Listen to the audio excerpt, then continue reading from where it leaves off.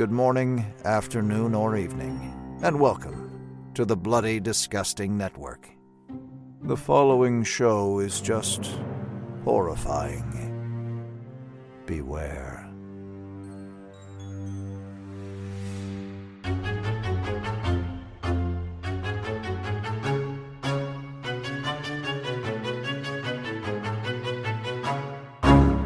Sheriff, you're not cheating on your wife if you eat my lemon square. Your lemon squares taste like ass.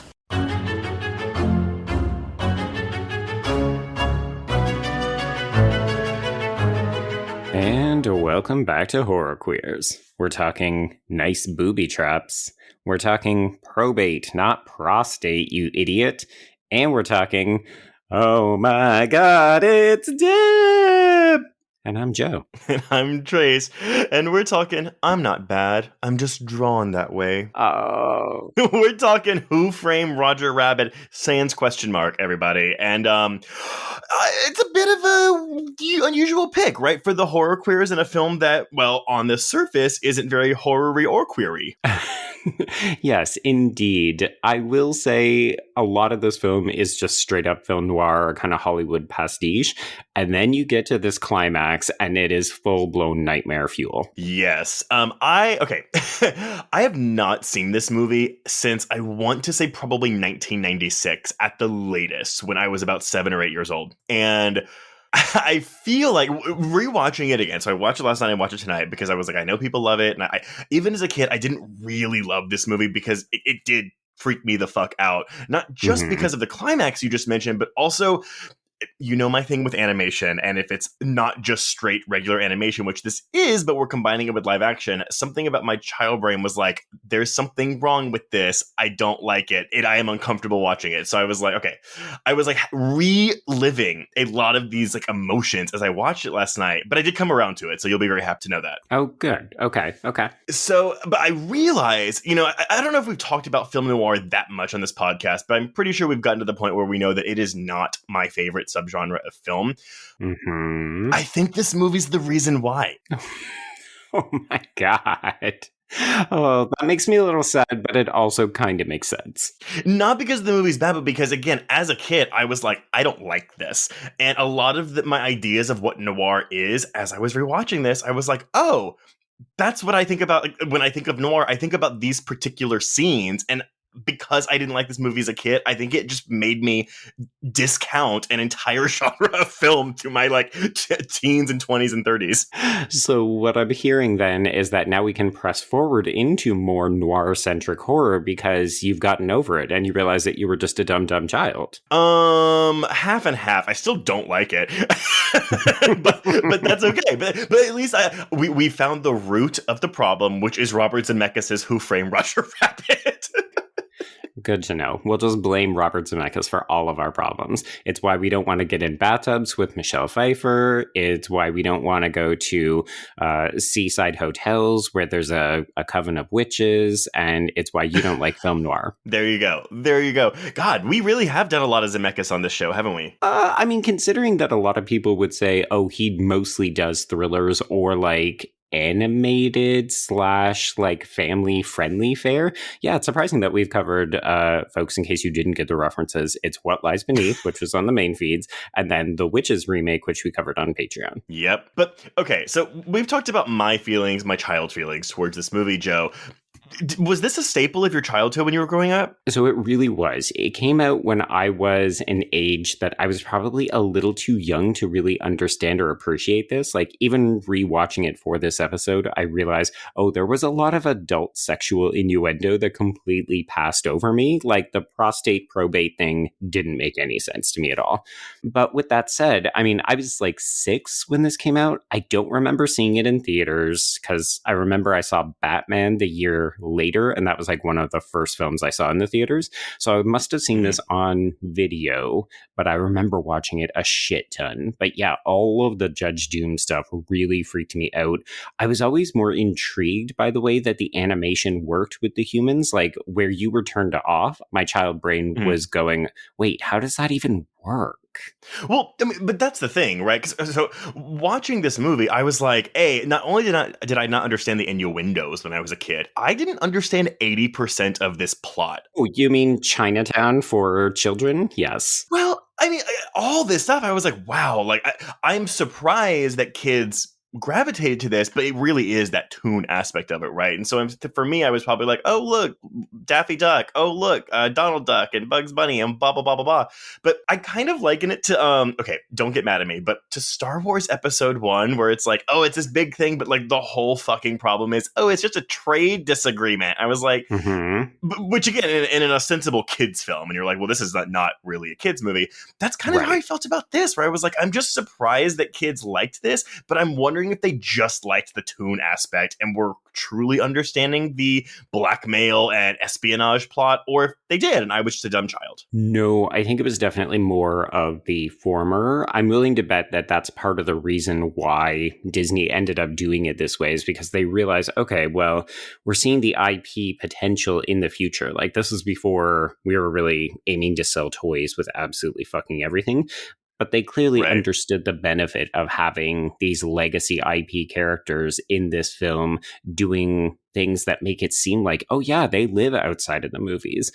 But from a kid's perspective, it was absolutely, ooh, shiny lights, colors. Like, I remember thinking that Benny the Cab was the coolest character because he just like swerves into traffic and yells at people. Yeah, it's so funny too, because most of our intro to this was done with quotes from this film, and the oh my god, it's Dip, like even like 20 plus years of distance.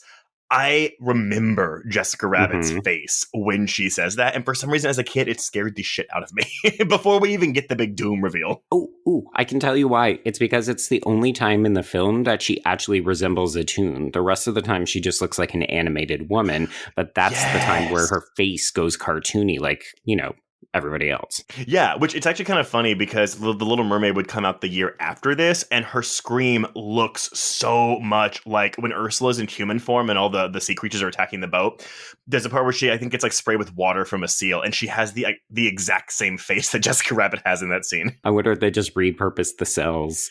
Yeah, exactly. Well, right, because that began the Disney Renaissance, but I do think that this film had not a direct influence on it, but like maybe, well, we'll talk about it because let's get into this because we do have a lot of production to go through in a film that, I mean, is when you think about movie magic, the term movie magic, I feel like this is a film that falls directly into that category, right? Oh man, it's definitely a cinematic feat. Like the fact that we can watch this in 2022 and still appreciate just how much fucking work and how good this movie still looks. Like you can tell it's not as seamless as what we'd expect now, but yeah, the fact that they pulled this off in 88 is kind of miraculous. Oh, I mean, I watched it a second time today, just because, again, I hadn't seen it in 20 plus years, so I wanted to let it really soak in. But there were scenes where I was like, I'm just looking at whenever like an animated creature is holding something that's live action or vice versa. And I was like, let me just see. And it looks amazing. Yes, absolutely. It's incredible. Well, let's talk about the genesis of this film because I actually didn't know this was based on a book, and we're going to talk about that plot in a minute. So, Walt Disney Productions purchased the film rights to Gary K. Wolfe's novel Who Censored Roger Rabbit, with a question mark, shortly after its publication in 1981, which, so this came out, they hopped on it right away because they were like, ooh, Rabbit and comic book characters. Right. Ron W. Miller, the then president of Disney, he was also the son-in-law of Walt Disney. So nepotism. Wait, can you have nepotism with an in-law? Absolutely. Yes. Well, he saw it as a perfect opportunity to produce a blockbuster. So he hires Jeffrey Price and Peter S. Seaman to write the script. And I was puzzled by this because these guys hadn't done anything. Like, this would have been their first script. And when you're thinking, oh, we're going to produce a blockbuster, let's go to these noobs. They were working within Disney, so maybe it was a different time. Yeah. Well, we'll come back to them because they did end up writing 2 drafts, but then the movie kind of halted. And so they ended up doing a movie in 1983 called Trench Coat with Margot Kidder and Robert Hayes. This movie might sound familiar to you or not, because it's one of those forgotten Disney movies that was a critical and commercial failure at a time when Disney was trying to focus on more adult-oriented fare through Buena Vista Studios, with films like Escape to Witch Mountain, Tron, Return to Oz, Something Wicked This Way Comes, things like that. Okay, see, I recognize all of those, but not the one with Marco Kidder. Nope. Because apparently it was just that bad and no one went to go see it, and I don't even know if you can find it now. Maybe it's streaming on Disney Plus. Who knows? Maybe, yeah. Anyway, so they wrote 2 drafts, but I will come back to them in a bit.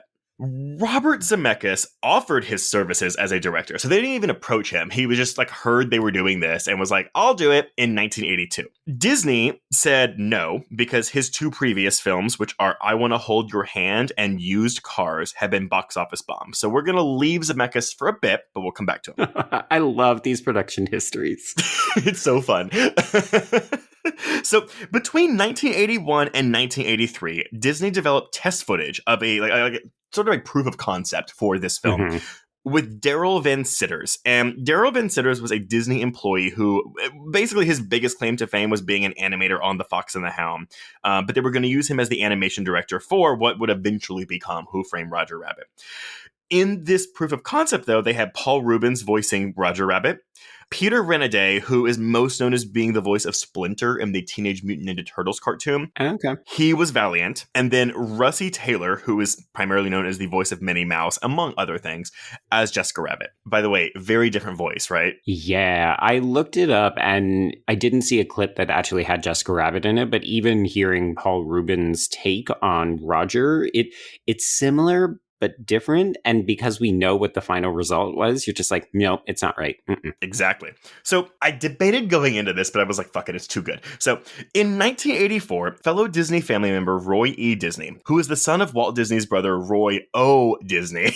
Oh my God. So he, Stanley Gold, and shareholder Sid Bass ousted Ron W. Miller, who again was the aforementioned president of Disney and the son-in-law of Walt Disney, in favor of a trio of non-Disney executives. So we have now, instead of Ron, we have Michael Eisner, who would be CEO, and he would remain in that position until 2005. We have Frank Wells, who would be Disney's president and chief operating officer until his death via helicopter crash in 1994. And Jeffrey Katzenberg, who was in charge of Disney's motion picture division. Katzenberg was also responsible for reviving the studio, which at the time ranked last at the box office among major studios. So he focused the studio on the production of adult-oriented comedies through its Touchstone Pictures banner, things like Down and Out in Beverly Hills, 3 Men and a Baby, and Good Morning Vietnam. Yeah, okay. And then, of course, would eventually go off and create DreamWorks. Yes, exactly. And I'm going to be repeating these names a lot because they will come back at various points throughout this production history. Anyway, it was Eisner who revamped the project of Roger Rabbit. And again, Eisner is the then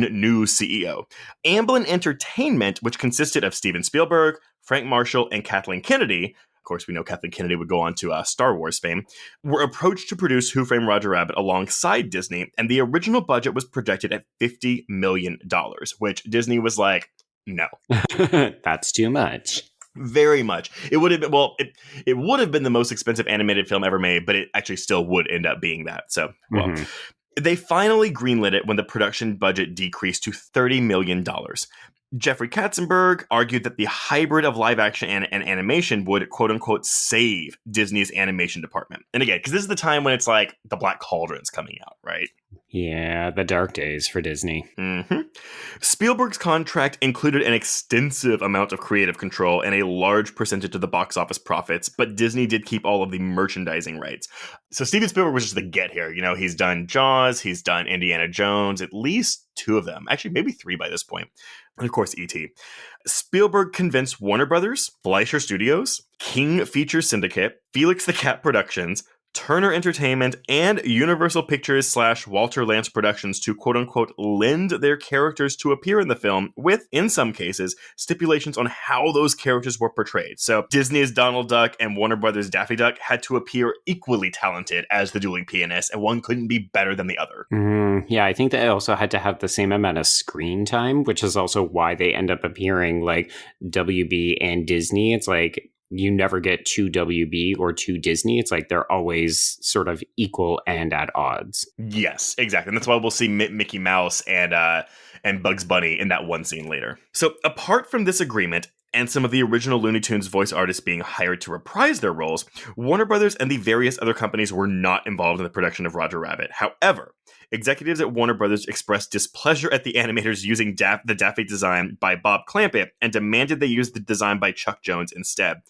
Zemeckis had separate artists animate Daffy using Jones's design to satisfy Warner Brothers in order to use Clampett's design in the final film. So he basically made two versions of that scene, said, here you go, and then used the one he wanted in the final cut. And that's going to get more expensive. Definitely get more expensive, and it wouldn't be the last time he would do this because Zemeckis had final cut approval, which was, I'm a little surprised because of all of the IPs in this film. Mm-hmm. It's kind of surprising, especially since he wasn't their director. Like, he pitched himself and they agreed to it, but the fact that at the end of the day he was like, well, but this is my movie and I'm going to do whatever the fuck I want.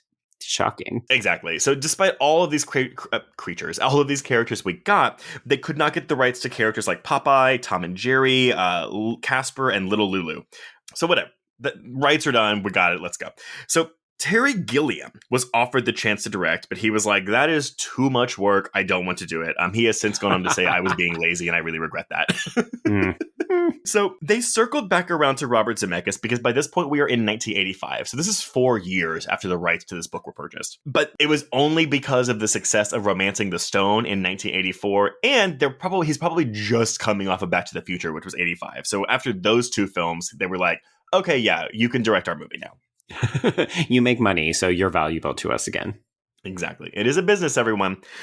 Disney executives were continuing to suggest Van Citters, again, the Fox and the Hound guy, to direct the animation, but Spielberg and Zemeckis decided against it. They wanted Richard Williams, and Richard Williams is primarily known as a film title sequence designer.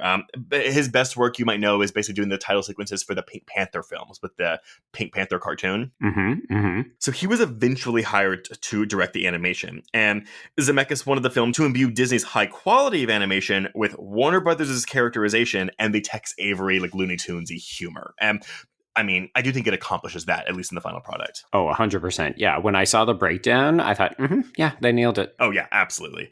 So let's go back to these writers, Mr. Jeffrey Price and Peter S. Seaman. So remember, they previously submitted 2 drafts of this screenplay.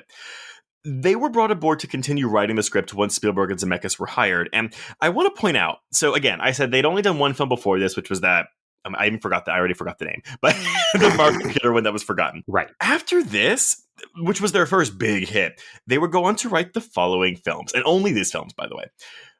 They were 2 of 4 screenwriters on Wild Wild West. They wrote Ron Howard's How the Grinch Stole Christmas. They wrote the amazing and very underrated Queen Latifah LL Cool J movie Last Holiday, and Shrek the Third. Huh. Those are all like way later though too, right? Yeah. It's a little bizarre, right? But I mean, I guess maybe they were riding high on their success. Also because this movie took like forever to come out. Well, there is that. Yeah. I mean, they had done a couple of like Tales from the Crypt episodes, but like that's really, really it. Okay. So, okay. For inspiration, the 2 writers studied the work of Walt Disney and Warner Brothers cartoons from the golden age of American animation, especially Tex Avery and Bob Clampett cartoons.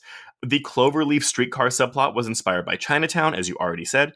They said that the red car plot, suburb expansion, urban and political corruption really did happen in Los Angeles in the 40s. Car and tire companies teamed up against the Pacific Electric Railway System, which was the trolley car thing, and brought them out of business. So where the freeway runs in Los Angeles is where the red car used to be. Oh, interesting. Going back to the source material. So do you know how dark this book is?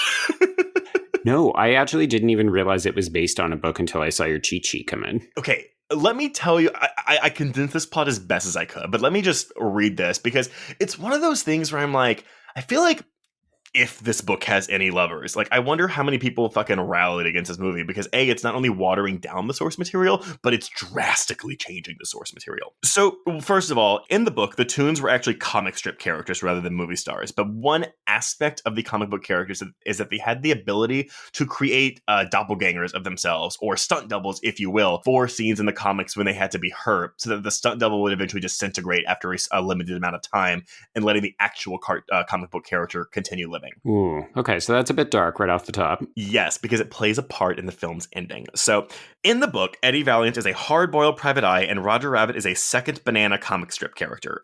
The Rabbit hires Valiant to find out why his employers, the owner of a cartoon syndicate, have reneged on a promise to give Roger his own strip and potentially sell his contract to a mystery buyer.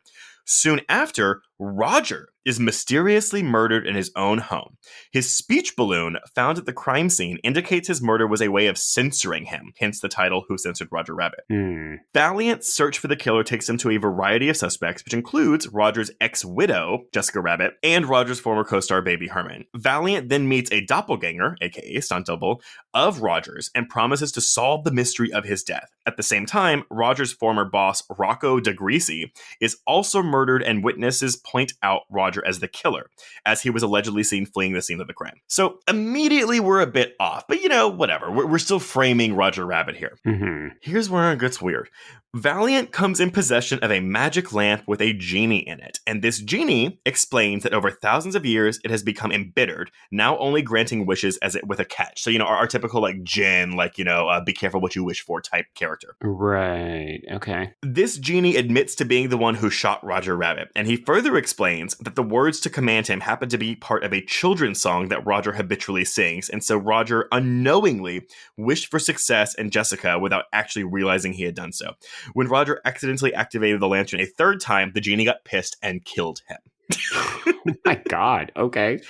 Valiant, a bunch of shit goes on, but Valiant winds up killing the genie by dipping it into salt water, which is its only weakness. So I have to assume that's where the dip came from. Right. Okay. Makes sense. Yeah. With Roger's murder disposed of, Valiant concludes that the DeGreasy murder was the original Roger Rabbit himself. Roger's motive was that Rocco had stolen Jessica Rabbit from him, and he generated the stunt double to be an alibi, but he was shot by the genie when he accidentally summoned it as he was escaping the scene of the murder.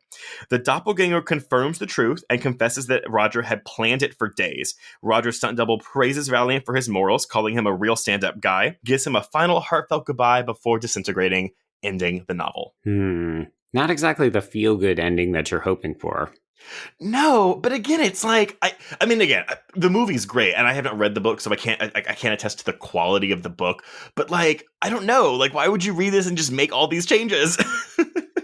Well, I guess, as I was listening to you go through that plot, I just thought, okay, the genie part sounds like a completely different story. It doesn't sound like they would mesh well at all. And if you look at the film that we end up getting, it's kind of a film noir PI story all the way through. It just happens to have these animated characters in it. So I do feel like it's more cohesive. Yes, very much so. Well, and so obviously, since this movie doesn't have a genie in it, Price and Seaman were unsure of whom to include as the villain in its plot. They wrote scripts that had either Jessica Rabbit or Baby Herman as the villain, but they made their final decision with the newly created character Judge Doom, who was actually supposed to have an animated vulture sit on his shoulder, but they got rid of that because of the technical challenges it provides. It posed. And also, it's super fucking obvious. Well, okay.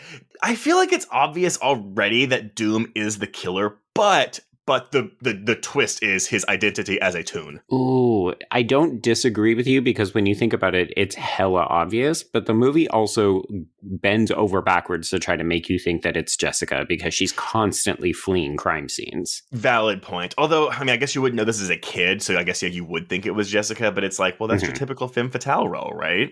Exactly. Yeah. They had the Toon Patrol of Weasels, of course, which is I didn't get their names except for the lead, but we have Stupid, Smartass, Greasy, Wheezy, and Psycho. Yeah, and apparently there were originally supposed to be 7 of them to mirror the 7 dwarves. Yes, they had Slimy and Sleazy, but they were written out of the script, so I guess that comparison kind of went out the window. Although we do get a little Snow White cameo at the end of the film. Yeah, honestly, this movie is so jam-packed, I can't imagine trying to squeeze in a couple of extra characters for no good reason. Yeah, exactly.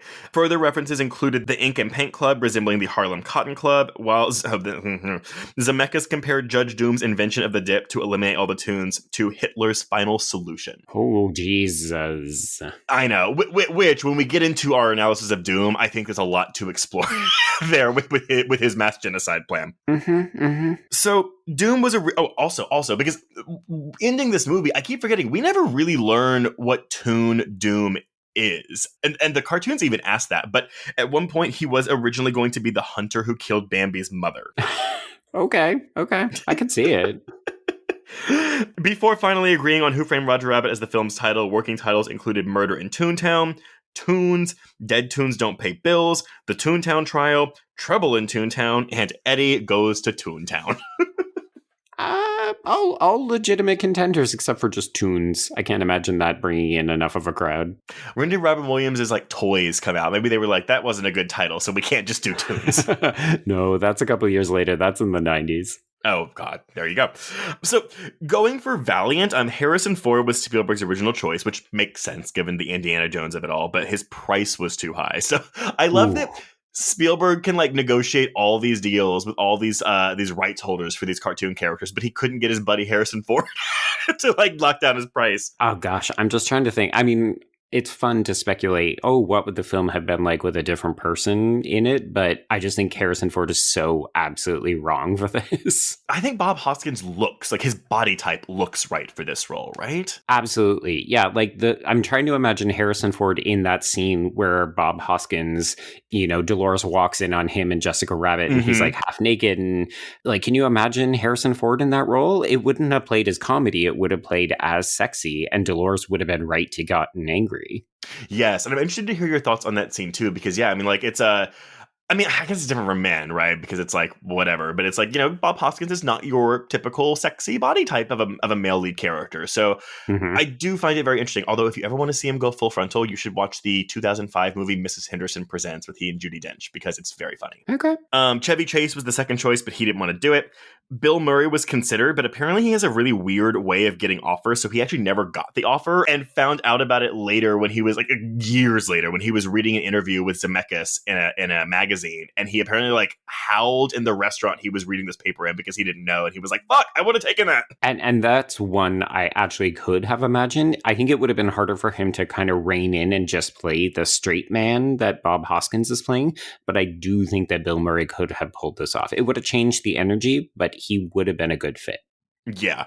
Eddie Murphy was apparently also considered, but he misunderstood the concept of cartoon characters with live action and whatever. But they thought about Robin Williams, Robert Redford, which is weird, Jack Nicholson, Sylvester Stallone, Wallace Shawn, Ed Harris, Charles Grodin, and Don Lane before they finally got to Bob Hoskins. Wow. Yeah, that is a range of people. Yeah, exactly. And then Kathleen Turner provides the uncredited voice of Jessica Rabbit, with Amy Irving providing her singing voice. And Joe, I believe this was news to both you and me with the Amy Irving thing. I did not know. I also didn't know that Kathleen Turner was uncredited because she is so fucking iconic in this role. You and I'm going to wager a guess that one of your introductions to her was actually on Friends. And her voice is such a huge part of all of her roles, but specifically this Body Heat and her role on Friends, which I actively dislike. Well, but that's because she's playing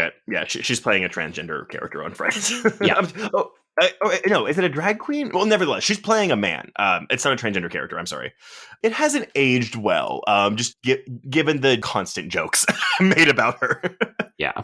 I mean, Friends in general, like a lot of sitcoms, has not aged all that well. I'm looking what did I actually? Because I'm trying to think. I don't think it was Friends that introduced me to Kathleen Turner, but it might have been actually. Oh no, oh my god, you know what it was? Okay, here we go. Baby Geniuses.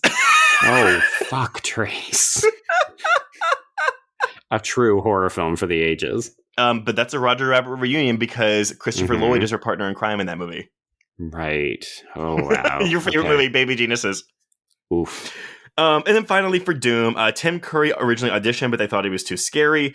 Christopher Lee was considered, but he turned it down. John Cleese expressed interest, but he wasn't scary enough. And they went around to Peter O'Toole, F. Murray Abraham, Roddy McDowall, and Sting. Okay. They went to Christopher Lloyd because, just because. Because he does a fucking amazing job. Honestly, that group of actors, I could see nearly all of them doing, again, a very different but very entertaining and good job. I want to see that test footage of Tim Curry doing this audition, because can you imagine Pennywise as Judge Doom? I know, right? Well, because I was thinking, even when this is all going on, this is shortly after Clue, and there's actually not. there's so many puns in this movie that in the script for Roger Rabbit that I was like, this is reminding me of Clue with how fast and loose all these innuendos and puns are flying out of people's mouths. Oh, yeah. I mean, like you said off the top, there's a reason why we use so many quotes in our opening. It's because this movie is verbose and it is fucking smart. Yes. So, get into filming. Animator Richard Williams, again, we're back on Williams here. He was openly disdainful of the Disney bureaucracy and refused to work in Los Angeles. Okay. To accommodate him and his animators, production moved to England. You know, just moving a little ways over. As you do, yeah. Where a studio, Walt Disney Animation UK, was created for this purpose. So they made a studio in the UK just for this guy. Wow. And then the live action production was based at Elstree Studios. Disney and Spielberg also told Williams that in return for doing the film, they would help distribute his unfinished film, The Thief and the Cobbler. And that's a film, again, you may know because of its notorious production history and various releases. That film production went over budget, fell behind schedule. It was heavily cut, hastily re-edited by the producer without Williams' involvement. Oh, shit. Yeah, it was eventually released in 1993, but then 2 years later, they re-released another edit of it. And now it's like, it's still considered an unfinished film because there are 2 versions, neither of which the director, Williams, had a hand in. Oof. Oh, boy. You know, I'm sure he's really glad he did Roger Rabbit. It got me so much goodwill. Shit. So again, we have this, split between the UK and the unit in Los Angeles. The production budget continued to escalate while shooting ran longer than expected. When the budget reached $40 million, Michael Eisner, remember he's the new CEO of Disney, seriously considered shutting down production. But Jeffrey Katzenberg, again, the studio chairman, talked him out of it. Despite the budget escalating to over $50 million. Again, that was the original planned budget, and they were like, oh, we'll do it for 30, and then it still reached $50 million. Yep. Disney moved forward on the production because they were enthusiastic enough to work with Spielberg. So, again, thank you, Spielberg. Okay, so now we're going into like the animation on live action. So VistaVision cameras installed with motion control technology were used for the photography of the live action scenes, which would be composited with animation. Rubber mannequins of Roger Rabbit, Baby Herman, and the Toon Patrol portrayed the animated characters during rehearsals to teach the actors where to look when acting with open air and imaginative cartoon characters. But the live action props held by cartoon characters were shot on set with the props either held by robotic arms or manipulated with strings like a marionette. A really good example of this, by the way, is the octopus that's in the bar scene in Jessica's musical number. It's another thing where I'm kind of like, why didn't they just do animated cocktail stuff for him instead of doing live action ones when they didn't have to? But, you know. Because we're not in Toontown, Trace. So all of the animated characters are animated, but all of the objects have to be live action. Oh, see, that's why I have you here, Joe. No, because I thought the same thing. I was like, God, there must have been easier ways to have done all this. But you realize, oh, we only go to Toontown where everything is animated in that one sequence, and then everything else has to be live action. Exactly. So, for example, though, like a test was shot at ILM, the Industrial Light and Magic, with an actor playing the detective would climb down a fire escape, and the rabbit is supposed to follow, and he knocks down some stacked boxes.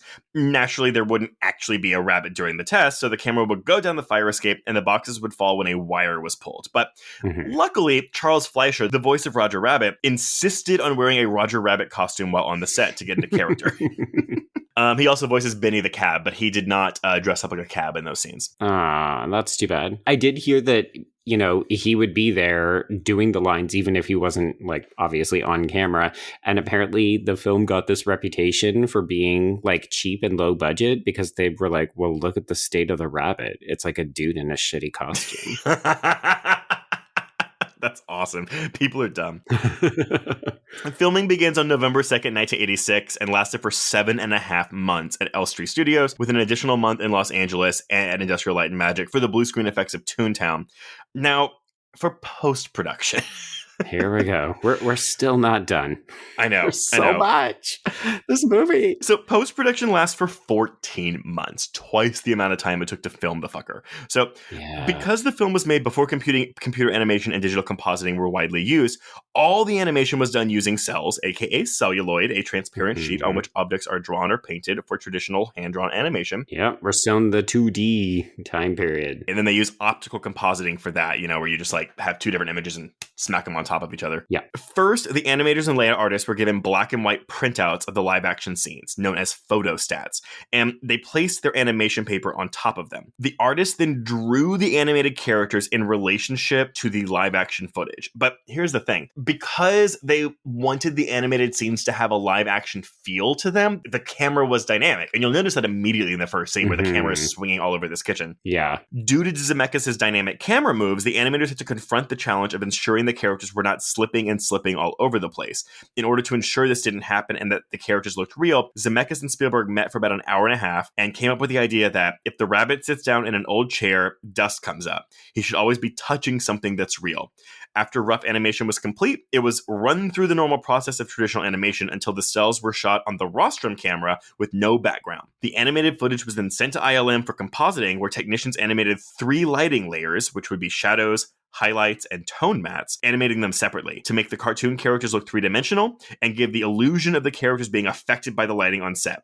Finally, the lighting effects were optically composited onto the toon characters, who were in turn composited into the live-action footage. One of the most difficult effects in the film was Jessica's dress in the nightclub scene because it has flashing sequins. Right, yeah. The way they accomplished this effect was by filtering light through a plastic bag scratched with steel wool. I love the ingenuity. I mean, look, here's the thing. All respect to Terry Gilliam, I would have turned this shit down. What the fuck? I mean, it's one of those things where you look at it and you think, if I can pull this off and do it well, this could be the thing on my resume, right? But at the same time, yeah, like, we're talking about how many fucking years at this point, how many hours of work, how many people involved. It's so much work went into this movie. Well, and I think too, because it's the idea of animation has always been bizarre to me, specifically 2D animation, because it's like when you think about it, a second of film is 24 frames. So how many seconds are in your film? How many frames are you drawing? I'm just like, that seems endless. Like I can't do it. But it also makes you understand those critiques about Zemeckis' The Witches remake, where it's like, look, in 1986, when you were filming this, you worked so hard to make something that was so unique. And then you do this shitty ass CGI in The Witches remake. But I'm also like, yeah, but he's like, 30 years older. Well, and also there's no budget for this kind of work nowadays, right? Like, I mean, You've already said the film is over budget by $20 million. That will not be the end of the budget overruns. And that's in 1986 money too. So yeah, inflate that a bit. So now we're at the release. We're almost done. So Michael Eisner, again the CEO, and Roy E. Disney, the vice chairman of the company, felt the film was too risque with sexual references. Boo. Eisner and Zemeckis disagreed over various elements of it, but since Zemeckis had that final cut privilege, he refused to make alterations. And this includes, and okay, this bit was from IMDb trivia, so I can't fully cop to how factual this is. Apparently there was a test screening with the first one, or an early one, that was filled with 19 and 20-year-olds who hated the film, and about 3/4 of them walked out before it was even over. I love it. And then Zemeckis was like, yeah, I'm still not fucking changing a single frame. Nope, would not change it. Disney and Katzenberg felt it was appropriate to release the film under their Touchstone banner, given all the sexual innuendos and honestly smoking and violence in the film. Right. Instead of the traditional Walt Disney Pictures banner. So basically it's the 1988 equivalent of, it's not on Disney Plus, it's on Hulu. Yeah, yes, except that is on Disney Plus. Because that's how I watched it. Love it. No, watching this, I was like, this couldn't get made today. I was actually a little surprised this wasn't PG-13. Yeah, because it definitely has the maturity. Like, I don't think that this is a kid's movie. I actually don't know who this movie is for. Okay, I'm really glad you said that, because watching it again today, I was like, it's not even like, it's not one of those things where I'm like, this movie is so bizarre, who's it for? Like, I'm critiquing it. I was like, who was this movie for when they were making it? Yeah, because I think all the references are very adult. Like, it would be for fans of film noir, but at the same time, I think the animation would be potentially a turnoff, and it's too adult for kids. And then, as we said, 19 and 18-year-olds are like, fuck this shit, I'm out of here. Well, nevertheless, the film opens in the United States on June 22nd, 1988, grossing $11.2 million during its opening weekend, ranking first place at the box office, and made it Buena Vista's biggest opening weekend ever. Ooh. It went on to gross $156.4 million domestically and $173.4 million internationally, coming to a worldwide total of $329.8 million. That is so massive. So fucking massive. And I wonder if it was one of those word of mouth things, though, where people went to go see it and they were like, oh my God, I've never seen anything like this before. I mean, granted,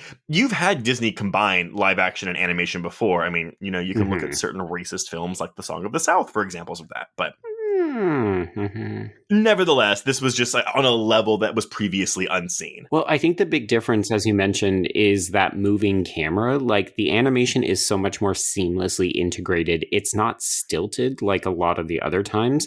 And the funny thing is like, we see competitors try to mimic this with things like Cool World and Space Jam, but those movies don't have an interesting plot, and or they really misunderstand their audience. So like Cool World is sexy deviant, but like adults don't want to see a Frank Bashy kind of movie like that.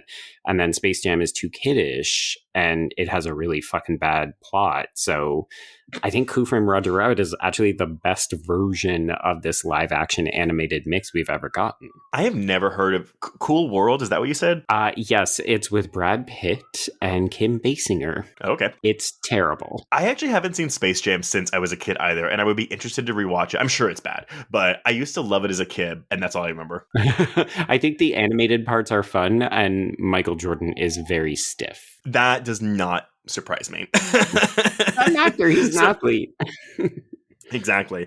But at the time of its release, it was the 20th highest grossing film of all time. It was also the second highest grossing film of 1988, behind only Rain Man. It got near universal acclaim. We're looking at a 97% on Rotten Tomatoes with an average score of 8.5 out of 10. Metacritic, we've got an 83 out of 100. And on Letterboxd, we're looking at a 7.8 out of 10. It was placed on 43 Critics' top 10 list, third only to the documentary The Thin Blue Line and Bull Durham in 88. And audiences polled by CinemaScore gave it an A on an A+ to F scale. Wow. But you're also missing one factoid. Isn't this the most expensive movie of the 80s? I think it is, yes. Which, $50 million?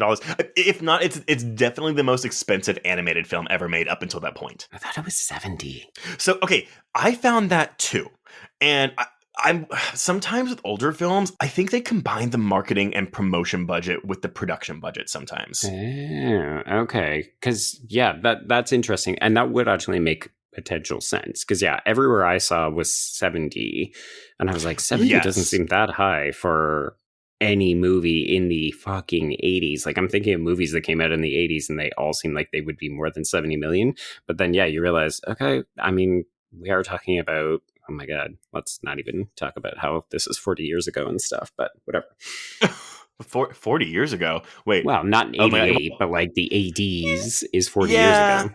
Yeah, that's true. We're in the 2020s. Oh my God, stop it. It would go on to be nominated for 7 Academy Awards, and it would win 4 of them, including Best Editing, Best Sound Effects Editing, Best Visual Effects, and the Special Achievement Award for Richard Williams, who was an animator who would, get really fucked with his Thief and the Cobbler. But at least he got an Oscar out of this. He did get an Oscar out of it. But I mean, a Special Achievement Award, like, I wonder if that was a regular thing that they gave out or if it was like just for that year. Nope, it was regular. They stopped doing it in 95. There we go. Okay, I'm sorry. I know that was really long, but holy shit. Like, I feel like this movie deserves that all of that explained.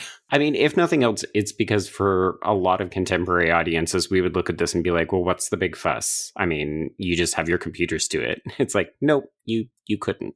When it should be the opposite, though, right? Like, you should look at this and be like, wow, look how much more work went into movies back then than they do today. And I'm of two minds with that mindset because I think it turns some people into the, well, it's not like the good old days in the 80s that where they just hate everything that comes out now because it's not the fucking 80s. I think it's possible to make that observation and not become a sourpuss, in the words of Roger Rabbit. There we go. Yeah. I mean, you can appreciate things that were made once upon a time, as well as things that are coming out now. You just have to appreciate the times are different. Exactly. The times, they are a-changin'. Indeed. But let's talk about this 1988 film, which is set in 1947, shall we? Yes, let's do that. All right. So we we open with an animated film, which is called Cookin' Something. And of course, the delight of this movie opening with an animated short is that that's how movies used to do it, right? They would have A films and B films, but then they would also have things like newsreels and animated shorts. So that's what we're making in this movie within a movie. Mm-hmm. So we have Baby Herman, who was voiced by Lou Hirsch, as well as Roger Rabbit, as you mentioned, voiced by Charles Fleischer. And the short is kind of classic, right? It's a physical comedy calamity. Baby Herman's trying to get a cookie, and Roger Rabbit is basically just being tortured nearly to death. And then it ends, and we're taken out of this animated short with the wrath of director Raoul, who is played by now producer Joel Silver, and he is very angry. And everyone, if you don't know producer Joel Silver, he's actually the co-founder, or at least co-guy, of Dark Castle Entertainment. So you can thank him for a lot of those movies from the early 2000s. There we go. But I will say right off the bat, though, like it is that camera motion where it's like, I find it almost disorienting how the camera is moving in the animated scene, because again, it's one of those things where it's like, this isn't how these types of things are done. And so it's very innovative and it's wonderful when you know what it is. But something about my eyes, I was like, wait, something's off here. And it is those camera motions. Mm-hmm. Yeah. And really, this is very much a Zemeckis thing. I'm remembering when we talked about What Lies Beneath and how innovative he is with finding different types of shots and camera movements. Mm-hmm. And he's a very technical director in that regard. So he's actually the perfect fit for this kind of movie. But yeah, it is disorienting, to say the least. And granted, yeah, Zemeckis was always kind of a pioneer of special effects, because what was one of his first movies of the 90s was, future episode, I'm sure, Death Becomes Her. Absolutely. Yeah. It's super fucking queer. Yeah, it is. So this whole scene is being observed by P.I. Eddie Valiant, played by Bob Hoskins, and he is there to be hired by Maroon Cartoons head R.K. Maroon, who is played by Alan Tilvern. And what Maroon wants him to do is take dirty pictures of Roger's wife so that basically he can get Roger back on track, because he's very distracted by what is going on with Jessica Rabbit. I love that we already established, too, like, Toons can't die. It's like, you can drop a safe on their head or a refrigerator on their head and they're fine, but a broken heart is another story. Yes. There's so many little nuggets that get dropped along the way about, like, how do Toons function? What are people's backstories? Like, even the way that Valiant's relationship to Toons and how that just gets teased out with little bits and pieces throughout the first, like, act and a half. It's pretty smart. Also, though, his backstory with his brother is, like, haunting. Oh, God. Yeah. Yeah. It's like, I mean, we keep making fun of it. Oh, yeah, like we're dropping things on people's heads. But I mean, again, when we get to Mr. Acme's death in a minute and they're loading out his body and there isn't like a squashed head under that sheet. We didn't have too much extra budget. We were using it all for the Toons. They should just draw some cartoon blood out of his head. So this is the point where we learn that Eddie is resolutely against Toons. He does not like them at all, and he will never go to Toontown. We don't know why, but we do know that he is hard up for money, so he takes the job. But so yes, y'all, we're going to be going like deep into like reads for this film. And this might be one where you're like, y'all, don't do that. Just enjoy the film. But it was definitely a thing where I was watching this and I was like, okay, one member of, let's say, a race of people, the Toons, killed his brother. And now he has a vendetta against all Toons, which... Yes. Again, you replace Toons with any minority group or other or race anyway, and it gets a little murky waters there, right? Yeah, I mean, Eddie is on a sliding scale with Judge Doom, where he just arbitrarily hates an entire group of people because of one bad incident. And I don't think that the timing of this film, like 1947, it's very specific and not arbitrary. Yeah, you're right. Post-World War II. I know, the wheels are turning in my head. I'm like, yeah, that makes sense. That makes sense. Okay, so Eddie hitches a ride on the red car, which is the technical name or the company name for the streetcar in Los Angeles, and we get some absolutely sweet saxophone on this soundtrack. I will say the soundtrack is it's film noir meets erotic thriller because it sounds like you could be having sex to it or shooting a gun. So, okay, that's the other thing too. I hate the saxophone music. It even starts the film when the opening credits come, like before we get to the cartoon, and we have, that like smooth, like sultry saxophone going. I fucking hate it. It's just not for you. No, but that is like a trademark of film noir, right? Not always, but yes, sometimes for sure. Detective stories, maybe. I mean, yeah, they're kind of interchangeable. Okay. A lot of film noir doesn't it you get a lot of either photographers or private investigators or drunk police officers or sometimes just like your Jimmy Stewart in a leg cast characters. There you go. All right. So Valiant, because he has a shiny check in hand, immediately hits the bar because, yes, he is an alcoholic, barely functional. But here we go. So he learns at the bar that the red car has been sold and it has been bought by Cloverleaf Industries. So this will be important as we go. Which, again, as a kid, are you picking up on that? I mean, it comes back fairly frequently. So, I think at the end of the day, if you don't understand the full mechanics of the corporate takeover that Judge Doom is orchestrating with like the will and Toontown and probate and that kind of stuff, like, yeah, it's going to go over your head. You just need to know we need to find the MacGuffin by midnight. Yes, exactly. And Doom bad, Roger good. Exactly. Yes. So in the bar, we meet Valiant's bartender sweetie, Dolores, who is played by the effervescent Joanna Cassidy. And Trace, I'm curious, did you recognize her? Because I'm not used to her having brown hair. So as soon as I saw the name, I was like, oh, shit. Okay, cool. I'm going to say what I know her from, and I feel like it's what you know her from, but it is Don't Tell Mom the Babysitter's Dead, right? So, I mean, I know her from Blade Runner, which you are not a fan of because that is a science fiction noir. I've never seen it. Right. I don't know that you would love it, but it is. I love it. I mean, a lot of people enjoy it. May or may not be for you, but she is pretty sensational in it. Well, she is really good in Don't Tell Mom the Babysitter's Dead. Right on top of that, Rose. There we go. God, I haven't seen that movie in forever. It was on TV a lot when I was growing up, which I think is how it became kind of the cult hit that it is, because it was a critical and commercial failure. But I mean, you mentioned that movie to anyone today and they love it. Oh, sure. Yeah. So Dolores ends up giving Eddie his camera so that he can go and take this job because he also owes her money. And we get a little bit more information about his background when he gets into an altercation with Angelo, who is played by Richard Ridings. And basically, this is where it comes out that Eddie's brother was killed by a toon who dropped a piano on him. Which you hear that first and you kind of laugh and you're like, oh, wait.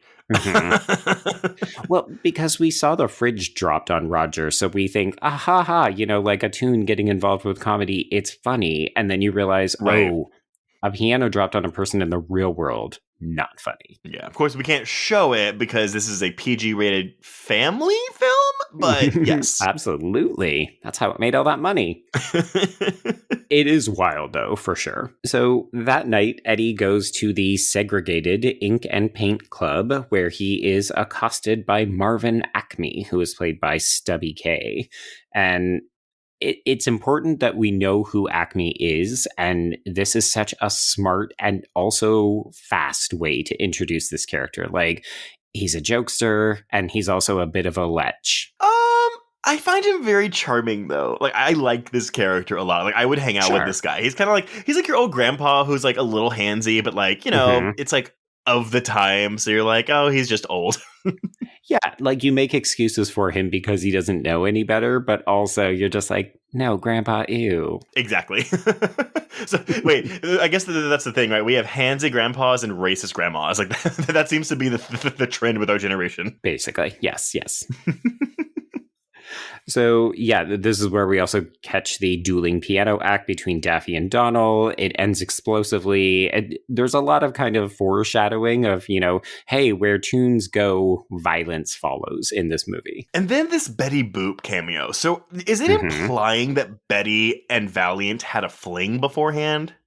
Or at least knew each other, because we do learn later that Eddie used to be a kind of like go-to guy for any toon-related issues, so he may have just worked a case with her. Gotcha. Well, nevertheless, she is really hammering out those Camel cigarettes. I do love the way that, I mean, it's Mae Questrell. She did this voice for 9 years, from 1930 to 1939. I do love the kind of banter that they have, but especially when, I mean, Eddie is surprised by the look of Jessica Rabbit, because I think he obviously expects her to be a rabbit and not a animated ultra hot femme. But the moment where Betty Boop just reaches over and closes his slack jaw. I love it. Oh, yeah. I mean, we joked about the innuendos in this film, but there are a lot of innuendos all over this movie, to the point where I was like, this movie's horny. Very much so. To where I was literally watching some of this. Well, we'll get to it later, but I was just like, kids watch this. I'll stop belaboring that point. So, Trace, tell me, is this one of the most iconic film entrances of all time, or am I just a kid who Jessica Rabbit confused my sexuality and delayed me coming out for a few extra years? No, it is iconic. I mean, again, me not having seen this in 20 plus years, I was like, oh, I remember the leg coming out from the curtains. I remember the titties, the impossible waistline that she has. Oh my God. And there is a shot like where the camera like almost like swings under her and does like a revolve, and then goes back to Hoskins. And I'm like, I don't know how they did this. I have no fucking clue how they did this. Yeah. And I mean, obviously, one of the big things about her, as you mentioned, the small waist, the giant boobs, the hair that never moves across one of her eyes, all just absolutely classic elements. Apparently, the way that they got her boobs to be this dramatic is that they inverse the natural movement of women's breasts. So women's breasts would actually move up and down, and Jessica Rabbit's move down and up so that it looks that much more like bubble.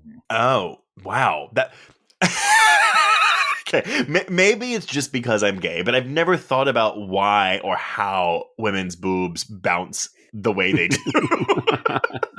I guess I've never had to draw boobs either, so.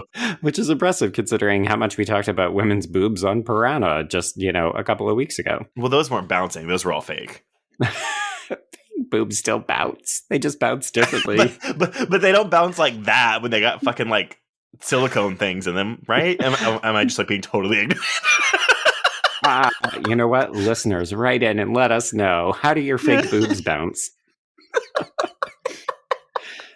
So I'm going to bring in my one and only support for this entire episode, because I'm not going to lie, when you put in Who Framed Roger Rabbit, queer or gay, not too much comes up, but there are two pieces from Judith Dry, who has written for both Vulture and IndieWire on this film.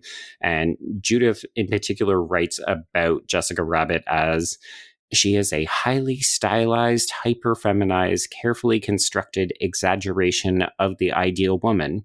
In other words, a drag queen. Yeah, well, also, I mean, I feel like Jessica Rabbit has inspired a lot of drag queens as well. I mean, same as interesting symmetry, like how we have like a drag queen like Divine inspiring Ursula, but then we have Jessica Rabbit inspiring future drag queens. Right? Yeah. I mean, inspiration. Yeah, right. I mean, inspiration for the creative arts is everywhere. But okay, tell me your thoughts though. What do you think makes Jessica Rabbit so appealing to gay men, and I guess to a greater extent to drag queens? It's something about just how sexualized she is for me, right? Like, I mean, like a lot of tunes, they only ever wear one outfit, and her outfit is this sparkly dress that has a thigh-high slit. She's got the proportions are just so wrong. They're right. But yeah, I mean, I think there's something about just how she really is a man's sexual fantasy embodied in a very confusing animated way, which I think it's just really memorable. And then, of course, we haven't talked about Turner's voice. Oh, right. The deep, which that's the other thing too. Hearing Amy Irving sing that song, and I was like, well, Amy Irving doesn't have like a super high pitched voice, but she sings that song very, like, she goes up in range. Mm-hmm. It does not sound like, I mean, it doesn't sound like the same voice at all, which I guess maybe is the point. I will say it's a great song though, and I love Amy Irving for this because I didn't know she could even sing. No, I didn't either. Which, although, you know what, it makes sense though, because wasn't she married to Spielberg for a while? Yes, she was.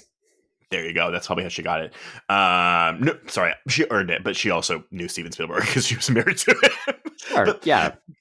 Going back to the appeal of Jessica to gay men, because I read an article today where it was talking about how the Roger and Jessica relationship kind of predated this really hot, impossibly sexy woman being with this kind of schlubby man that we would, of course, we'll call it the Kevin James effect moving forward.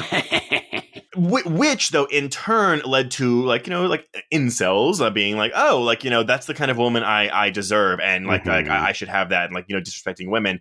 But I find that gay men or queer men respond differently, where it's like they don't see, because we're not putting ourselves in the shoes of the man, right? The Roger character, the Kevin James character. We are, as straight men are, but we as gay men, we are focusing on the woman herself. Whereas I feel like straight men sometimes they objectify the woman, right? Whereas we are not doing that. Well, I mean, this is a bit of a weird conversation to have about an animated figure, but it's kind of the difference between I don't want to fuck her, I just want to applaud her because she's so fucking fabulous, right? Well, and you say it's weird that we're saying that about an animated character, but I have talked to many a man who says they have masturbated to Jessica Rabbit, gotten her face or physique tattooed on their bodies. Oh, sure. This was despite being a cartoon, she is a sex icon.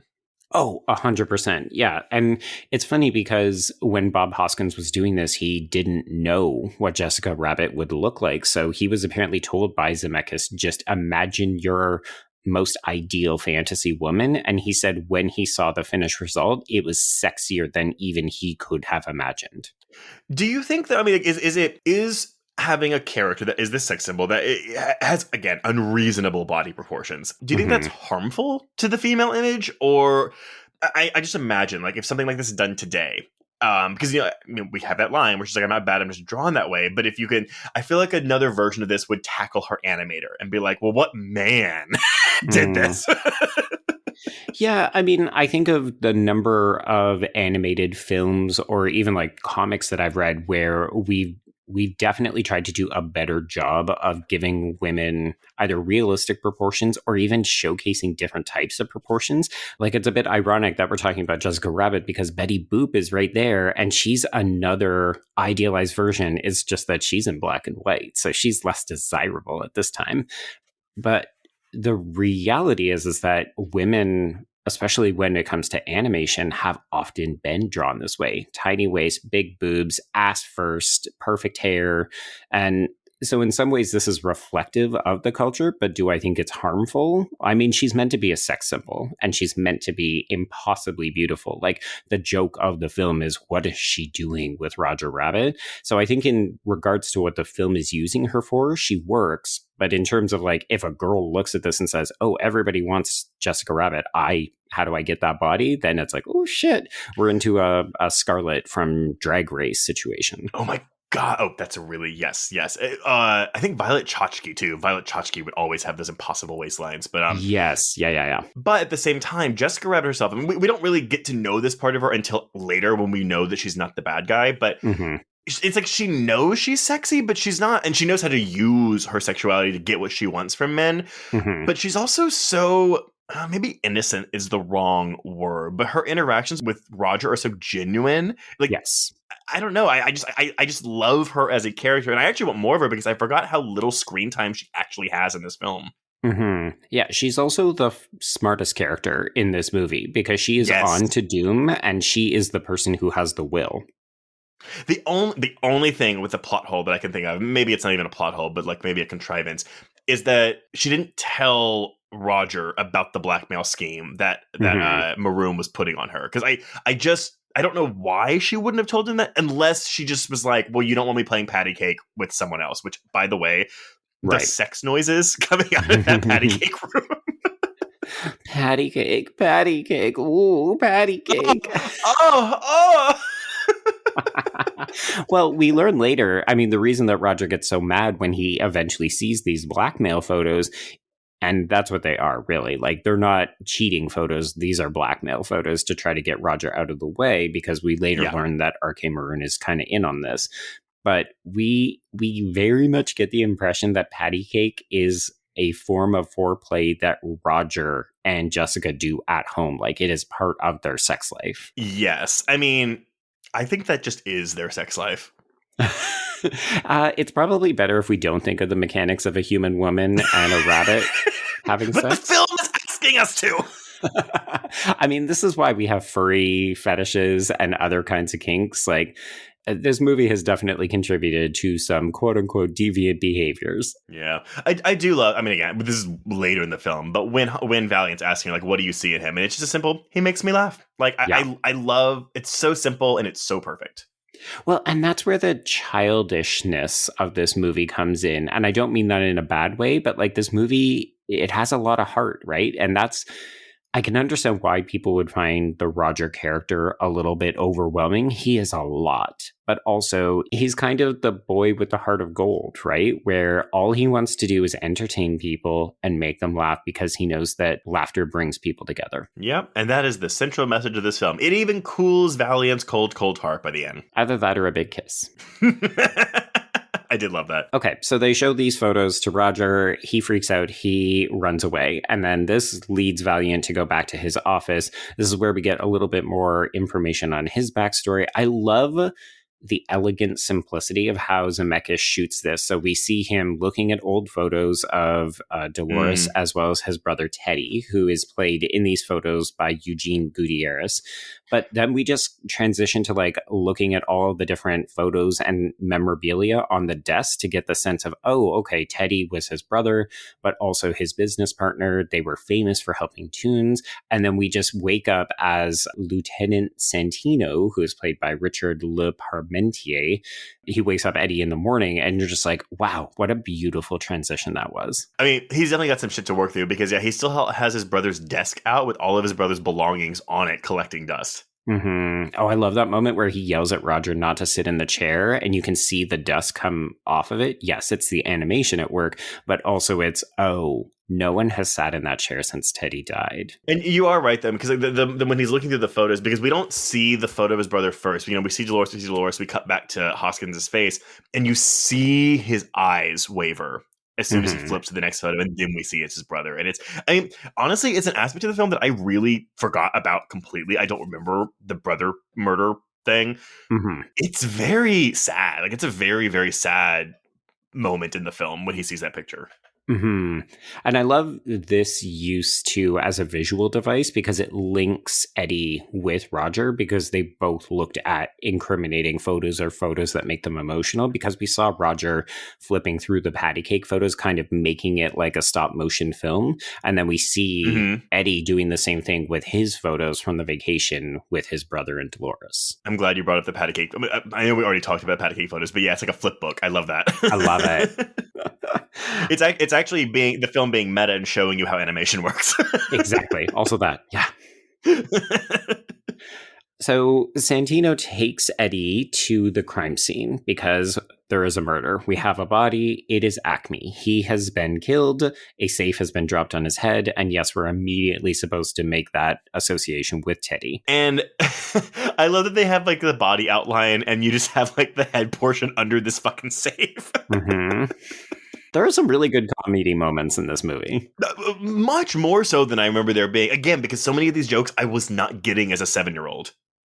Oh, yeah. So much of it just goes right over your head. So Jessica is actually at this crime scene. And I love that his kind of more formal introduction, like Eddie's is when she's like, Mr. Valiant, smack right in the face. Oh, yeah. So good. Almost immediately afterwards, we get introduced to Judge Doom, who is played fucking to perfection by Christopher Lloyd, and he comes in with his posse of weasel henchmen who are dressed in zoot suits. I actually forgot how little screen time Christopher Lloyd has in this film, because I feel like he has this scene, he has the bar scene, and then the climax. It's so bizarre, but he makes that much of an impression. It's all a testament to his performance, right? Like, he makes such a huge impression that you think he's in this film more than he is. It's the Beetlejuice effect. Yes, very much so. Yes, really good.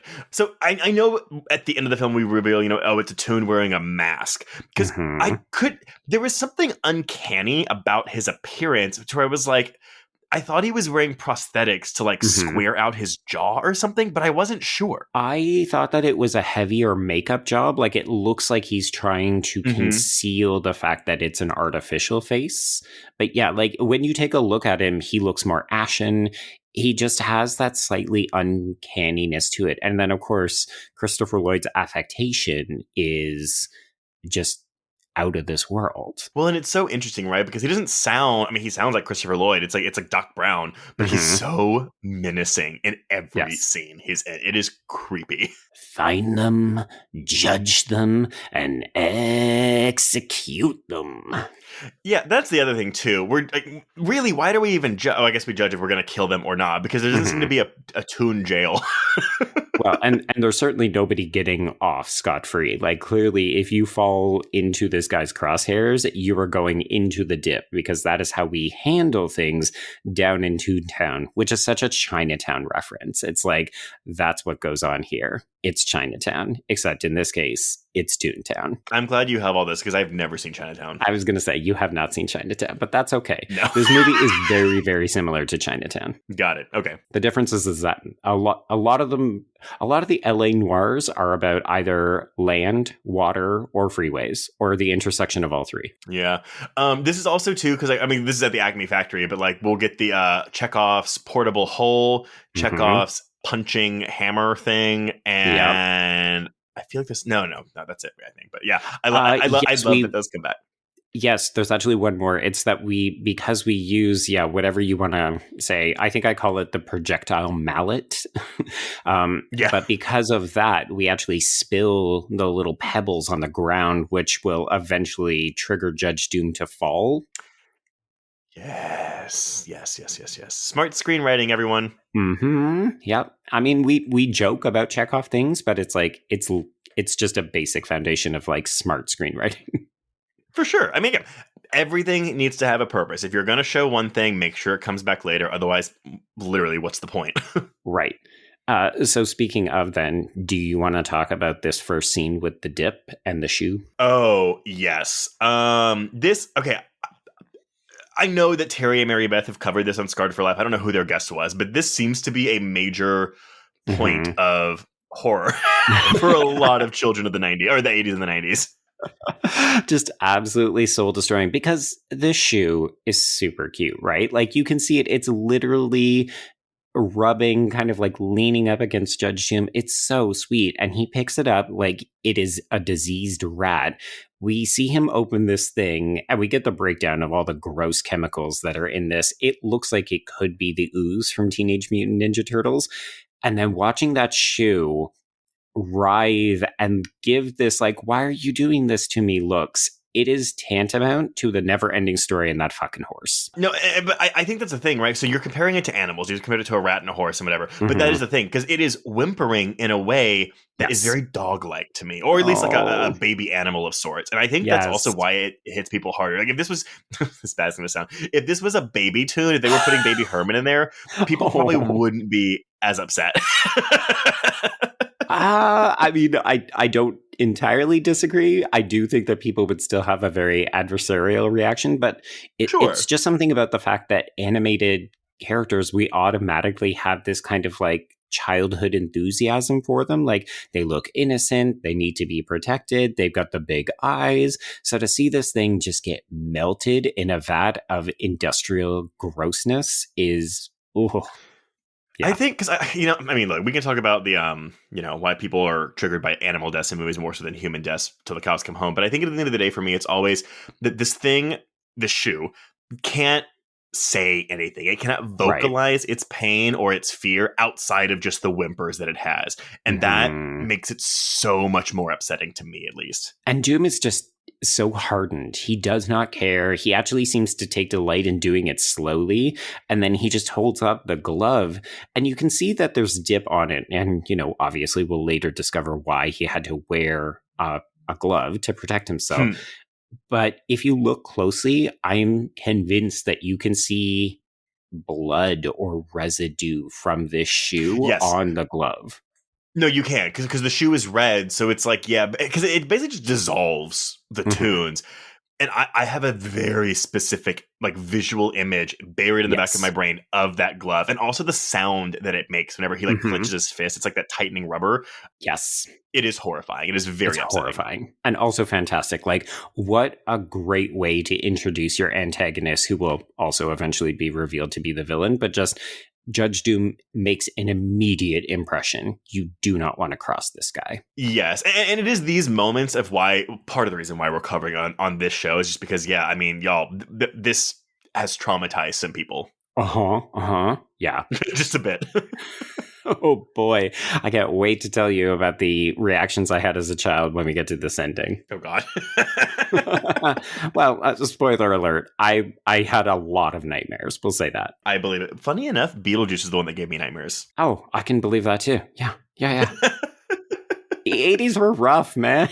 Okay, but that's the thing, right? Like, we're never going to get movies like that. I mean, we will, but they're going to be PG-13. They're not going to be for kids. Like, kids went to go see Beetlejuice. Kids went to go see Roger Rabbit. And so it's like, I don't know. It's so interesting to me how we as a society, and I'll limit it to North America, I guess, or maybe even just the US, but like how we've simultaneously given kids more freedom, but also taken a lot of it away, or at least like put more restrictions on like the films and things like that. Whereas, with social media, it's like, here you go, do what you want. Yeah, we leave them to fend for themselves online. And then in every other way, like in a lot of the media they consume through traditional outlets like film and television, we're just like, oh no, we need to protect the kids. Yep. Okay, so speaking of children, Eddie goes back to the office, and there he encounters Baby Herman, who describes himself as having 50-year-old lust and a 3-year-old dinky. Okay, did not pick up on that as a kid, but oh my God. Right? I vividly remember when he sends the woman away, because I love the reveal that she lights up his stogie and Valiant just has a big flip out, and then he realizes who it is and he's just like, of course it's you. But that moment where Baby Herman then smacks her on the ass and tells her to just go downstairs, I was like, I'm missing something. As a child, I didn't understand the context. Like, wait, what? Why is the baby horny? Yeah, no, yeah. But he's also still a baby, because when he drops his fucking cigar, what does he call it? Is that Stogie? A stogie. He loses his goddamn mind. But this is also when we get the, again, for plot purposes, we get the will. Yeah. So we learned that the will is presumed to leave everything to the Toons, and that they only have until midnight to find it, and that Baby Herman will pay Valiant to clear Roger's name and find the will, and Valiant gets very upset and says he doesn't work for Toons. He will not take Baby Herman's money. Racist. Basically, yeah. Speciesist. Toonist. Toonist? I guess you don't call it like, I guess the Toon is the race. Right. Yeah. So Eddie actually doesn't have much of a choice, because when he goes inside, he discovers that Roger is actually hiding in his Murphy bed. And this is where we get a little bit of context. So Roger claims he did go to Acme's, but he was looking for Jessica. He didn't find her. He wrote her a love note on a blank sheet of paper. Keep that in your back pocket. There we go. And then he went on the lam when he heard that Acme had been killed. So he sought out Eddie Valiant, because all the Toons know if you get in trouble, you go to Eddie. So okay, wait. So I for some reason, the biggest laugh of the movie for me, and it's not even a line that's like that funny, but it's when he's like, "Well, I went everywhere. I went here. I went here. I asked the butcher, the baker. They didn't know, but the liquor store guy, he knew." Yeah, there's even the moment where he goes to sit down in the brother's chair, and he looks at the photo and he goes, "Oh, is this your brother?" And I can't remember the exact line, but it's something like, he looks something and sober. And I was like, oh shit. this rabbit is commenting on your alcoholism, Valiant. Yikes. People always keep commenting on his alcoholism. He gets made fun of. Oh, that's the other thing too. Like they because there's a point where like some other cops, they're like, "Oh, your name is Jack Valiant. I thought it was Jack Daniels." And I'm like, his brother was murdered. Yeah. No sympathy. No, that like this movie does not care for, oh, you maybe have a disease. Oh, maybe you're grieving. It's it's set in 1947. We didn't treat alcoholism in that capacity. It was very much like, oh, there's your coping mechanism. But at the same time, like, hey, fuckers, his brother died. Have a little bit of sympathy. But you know what? It's also the 40s. We are men who do not cry. Or, I guess, turn to alcohol when we're sad. Yeah. No feelings except anger. Okay. So, yes. This is when Roger handcuffs himself to Eddie as the Toon Patrol arrives, and we have lead weasel Smartass, who is played by David Lander, questioning Eddie as he effectively drowns Roger in the sink. And I love this whole thing because we are getting exposition about how we can kill the weasels by laughing, Right. but we've got the comedy of Roger, having to breathe and spitting water and almost getting discovered. Like, we're just mixing things so cleverly and effortlessly. And also, I do want to give a shout out to David Lander's voice acting, because Smartass is a very fun character. Like, he's such a Brooklynite, like, what you thinking? Guys, Okay, wait, listeners, I have to, because I kept being like, I know this voice, and I kept thinking it was Kaneki from Grease. Oh, yeah. Mm-hmm. I think that actor is Jeff Conaway, but I looked it up and I was like, oh, it's Squiggy from Laverne and Shirley, and but I told you that, and I didn't say Laverne and Shirley, and Joe just replies to me and goes, I'm assuming that's some Scooby-Doo character. Am I wrong for asking and assuming? No, you're not wrong at all. But it earned a very hearty laugh for me. Although, funnily enough, because I've seen Laverne and Shirley, I didn't like watch it. Like, I watched like episodes on TV Land when I was growing up. I never knew it was a Happy Days spinoff. Oh, yes, okay. Because I did not watch Happy Days. I did not enjoy Happy Days when I was growing up. No, I know it for the jump the shark moment, and that is it. Well, you should watch some Laverne and Shirley and get some Schlemiel, Schlemazel, Haas and Pfeffer Incorporated. Da, da, da, da, da. You know the theme song? We do it our way, yes, our way, making our dreams come true. No? Kind of. I mean, you were a little flat at the end there, so. Oh, yeah, no, I can't sing that. But yeah, no, I'm in agreement. Voice actor is very good here. Because Smartass is really the only weasel that has a personality or a character in this movie. Well, I mean, there's the dumb one who wears a beanie and carries a baseball bat, and he always reminds me of a little rascal. But yeah, like, they each have their own defining characteristic, but Smartass is the only one who really makes an impression because he's the only one who really talks. Exactly. So they leave, but obviously they're more or less on to Valiant, and this is when he takes Roger to the Prohibition-era back room of Dolores's bar, and he takes him there because he's got to get the handcuff off, but also because they need to stash Roger somewhere. I love that this joke of the handcuff is still paying off when he just pulls his hand out of that fucking cuff. Oh my god, I die. I find it so funny. Would this help? And his reasoning is, oh yeah, I do it when it's funny. Oh, I mean, we haven't really talked about Bob Hoskins in this role because he has to be antagonistic and kind of mean to Roger the whole time because he's so grumpy.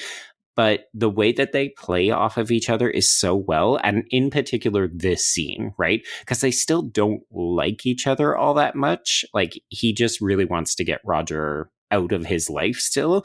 So the grumpiness is in full effect, but as it matures over the rest of the film, like, I love the way that they end up coming together to form a kind of odd couple team. I agree. And there's something, I'm going to compare it to something, and you're going to laugh because I've never seen the movie I'm comparing it to, but I had a friend tell me and I thought that was really profound.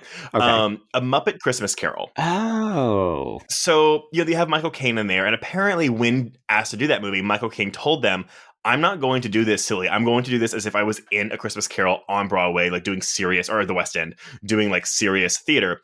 And, part of the reason that movie works is because you have these like larger than life characters like the Muppets, and then Caine doing Scrooge just completely serious, like he's going for an Oscar.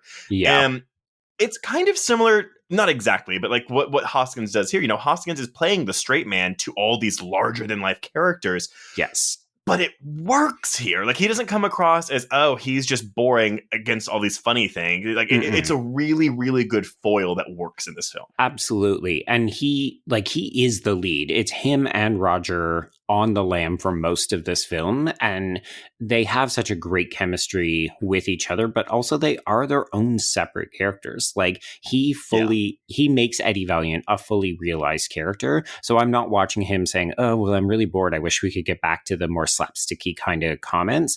And particularly because he starts to let loose as the film goes, right? Like, the whole film is about him overcoming his grief and realizing, I need to get back into this world again. I can't just disappear into into a bottle. But there's never a point where it's like, oh, he turns on a dime. Like, it is a very gradual progression, and that is credit to Hoskins. Yes, 100%. I read, again, we can debate whether or not it's reliable information, but on the IMDb trivia, they said that he actually studied the way his, I think, daughter or son, he had a young child at the time, because they were very angry that he didn't introduce Bugs Bunny to them.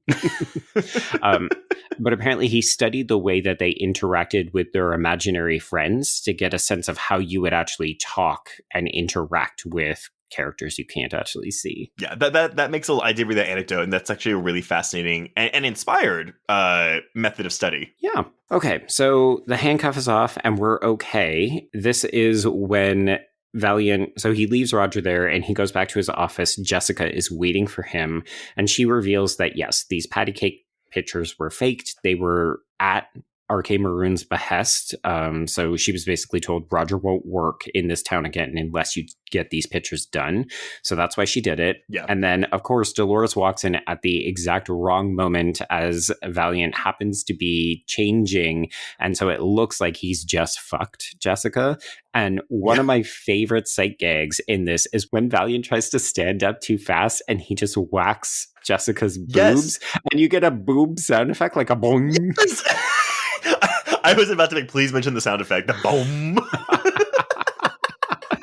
And they are bouncing titties. Oh my God. And I love the fact that Jessica is just absolutely bemused at the thought that she has come in between these two, because she knows exactly what she's doing. She knows the effect she has on both men and women. And you could tell she's just kind of like, tee-hee, I've caused a stir, but also I did what I needed to come and do. Yep. Now, this is a delightful scene, and the comedy pays off in spades.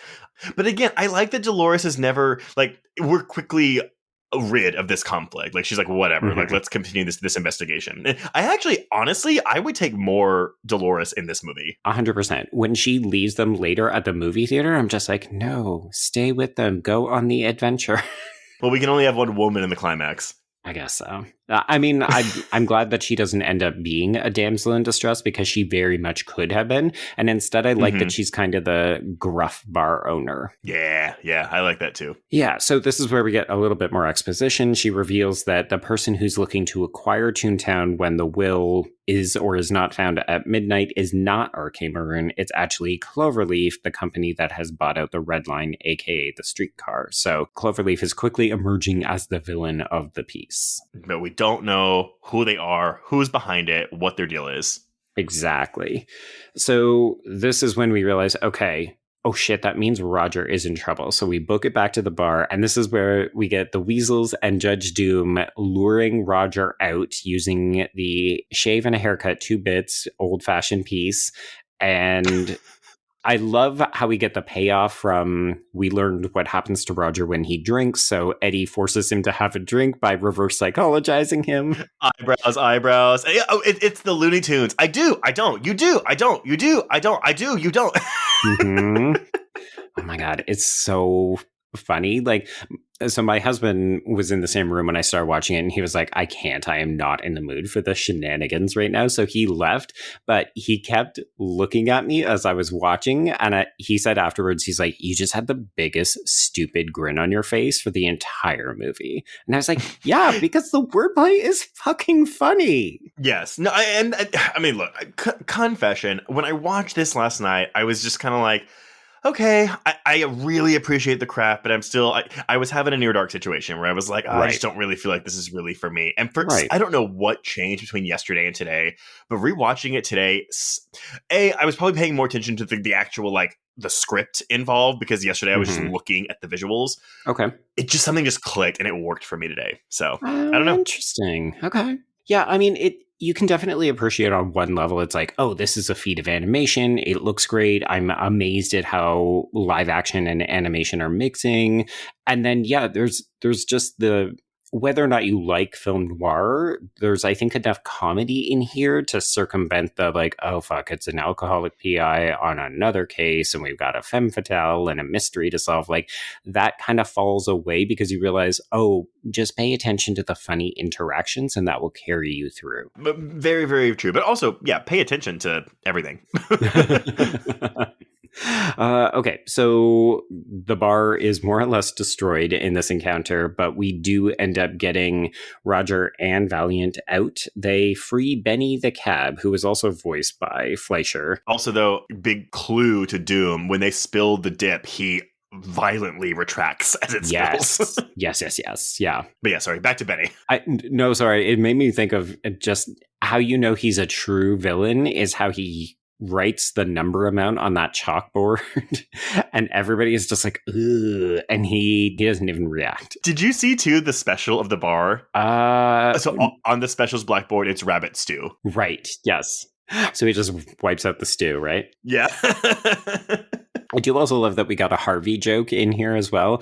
Didn't understand that when I was a kid, but makes sense. Wait, Harvey? So at one point when Judge Doom is trying to pay off the bar patrons, he's saying, I'll give you this dollar figure if you tell me where the rabbit is.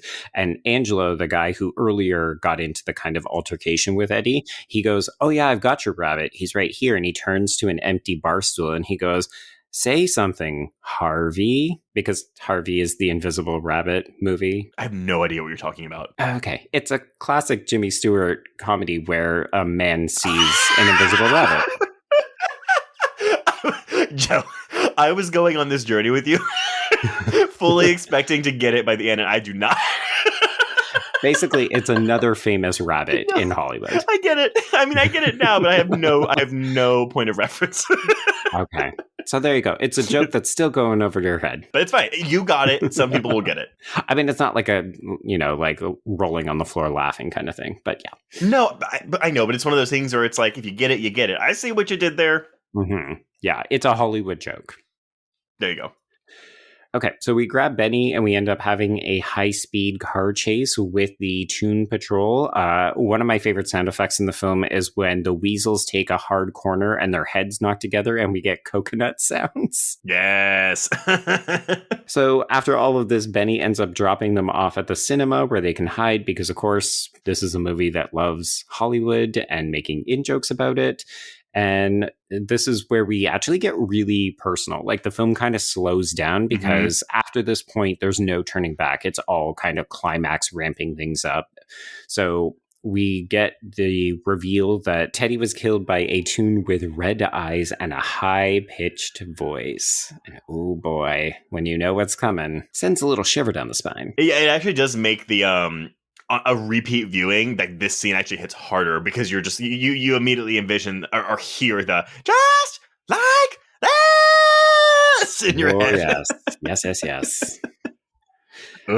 So then we also get a newsreel on screen, and that confirms that RK Maroon is in league with Cloverfield. So it's kind of like, okay, so Maroon is definitely involved. He set up the blackmail photos so that he could get Roger as the patsy for this crime. And now he's in bed with Cloverfield. So he's the key to figuring out all of this. So all you 6-year-olds out there, pay attention because this is when the plot's really kicking in. But also like not really, because we have this late night altercation. I vividly remember the idea of being so scared of an object getting locked in something that could tighten and strangle you. It's like the same as like a Final Destination shoelace in an escalator kind of deal. No, yeah, for sure. But then when we get, maybe this is a trade in noirs, or maybe just, I don't know, maybe it's a movie thing, but the gun, like just kind of stick it in through the window. Oh, absolutely. I immediately thought of our discussion of Death on the Nile from earlier this year on Patreon, where we were just like, and then the fucking gun just comes out and shoots him. Yes. My God, I already forgot about that. Oh God, yeah. Who could remember, folks? If you want to re-listen to it, it's on Patreon. Death on the Nile. Go now. Hey, it's on HBO Max or Hulu now, I think. But nevertheless, you can stream it for free. Yeah. Yeah, if you've got 2 hours that you never want to get back, go and watch it. We were firmly like fine. In the middle. We're like, it's fine. It's fine. It's fine. It's fine. Okay, so yeah, we don't really get much out of RK Maroon before he is shot, but basically we learn, okay, so it's not really him, it's Cloverfield. So whoever is behind that, and then you're like, oh, whoever pulled the gun. Well, but hey, because he again, I mean, I'm just splitting hairs here, but it's like he says, okay, I had an opportunity to sell. I had an opportunity to sell. I did, but they would only buy if Acme sold. He wouldn't do it.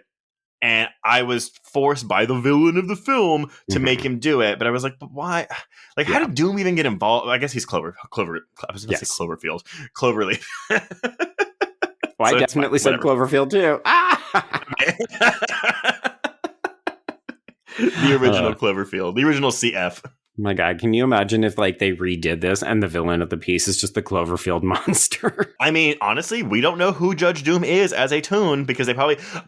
Well, we'll talk about it later. It's fine. But yes, it could be a Cloverfield monster. And then I went to spray him with dip, and then just a bunch of weird spider things came off of his back. It was terrifying. And then he bit my friend, and he just exploded like a balloon. Oh, God, that scene haunts me. Yep, that is, again, effective PG-13 violence, where it's just a silhouette, but oh my God. I have this distinct image of Lizzie Kaplan popping like a balloon, and it is horrifying. That is one of the most like unwatchable deaths for me. Good sound effects too. Oh yeah, that's why it's effective. Okay, so we are led to believe the way that the film is shot and edited from the sequence that the person who pulled the trigger is Jessica, because she is seen running down this alleyway, and also we have seen her hitting Roger in the head with a frying pan and throwing him in the back of a car. So we trail her to the bridge that leads into Toontown. Sorry, the bridge and tunnel. And Eddie pauses here. And this is kind of that moment of no return, right? We have heard so much about how he doesn't work for Toons, but now he is. And we've heard so much about how he will not go into Toontown under any circumstances. And he is about to do just that. But watching this last night, I was like, God, it takes 30 minutes for Doom to show up, 45 minutes for I don't know, I feel like getting real big forward plot momentum to kick in. But I was like, the last 30 minutes of this are Toontown, and it is you could tell they were just waiting to give this to us, right? But it's so funny. So apparently this is a very famous location in Los Angeles. A lot of films and TV shows will shoot here, and we really take our time going through this tunnel, building anticipation. We get to this red curtain reveal, like it is literally the show is about to begin, and it parts. And I don't know about you, but I'm always surprised that all of a sudden we're into daylight. All of a sudden the street is just lined with singing cartoon characters. And it is like the most happy kind of manic situation you could ever envision. Oh, someone took some acid and went for a drive. But well, because I think that the music that starts playing when the curtains are opening is that Looney Tunes, where it's like the but then the animation style when he comes in is almost like that 30s and 40s animation style. Yes, yeah. It's again jarring, but it's just kind of like, I mean, again, if you're a kid watching this, you're just like, yes, 100%. The wait paid off. Because I mean, we kind of. We didn't really talk about it, but when Valiant is first hired, there's this really great sequence where Eddie just leaves RK Maroon's office. And it's kind of our introduction to how Toons function in this world. They have regular jobs, but they also still act like the Toon that they are. But it's very much in the real world. We're seeing Toons in our world. And this is the reverse. We're seeing only Eddie. He's the only live action component in addition to his car. And everything else is suddenly toony, and it feels like, holy shit, we have driven into a cartoon. Also, okay, go all the way back. I did also really laugh at this joke with the Dumbo, where the guy's like, best part is they work for peanuts. Because it's smart wordplay too, right? Yes. That's what Dumbo eats, but also peanuts is what we refer to as kind of chump change. It's the same with Eddie's joke when he goes into the club and he goes, nice chimp suit. Oh, monkey suit. Yes. Yeah, sorry. Nice monkey suit. Yeah. No, and the girl is like, ha ha, wise guy. Yeah, it's good. It's good. Interestingly enough, the movie almost does a bit of a pause just so that we can get our bearings of what Toontown is actually like. So we ditch the plot for about 5 minutes so that we can get this gag with the dog in the elevator and the monotone voice. Watch your head, sir. This is Droopy Dog. I do love this elevator bit that we get, though. This is very, very fun. But I guess also in this world, because normally, if we're going by what doesn't like getting hit by a refrigerator can't kill a toon, but it can kill a man. But I guess in Toontown, can he not get killed by, again, this elevator mishap? Because that would kill somebody.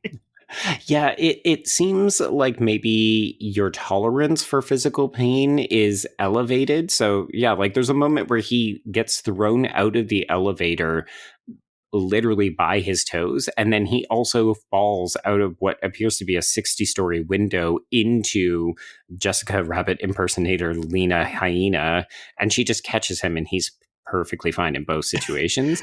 But I do get the impression that like if you got shot you would still die.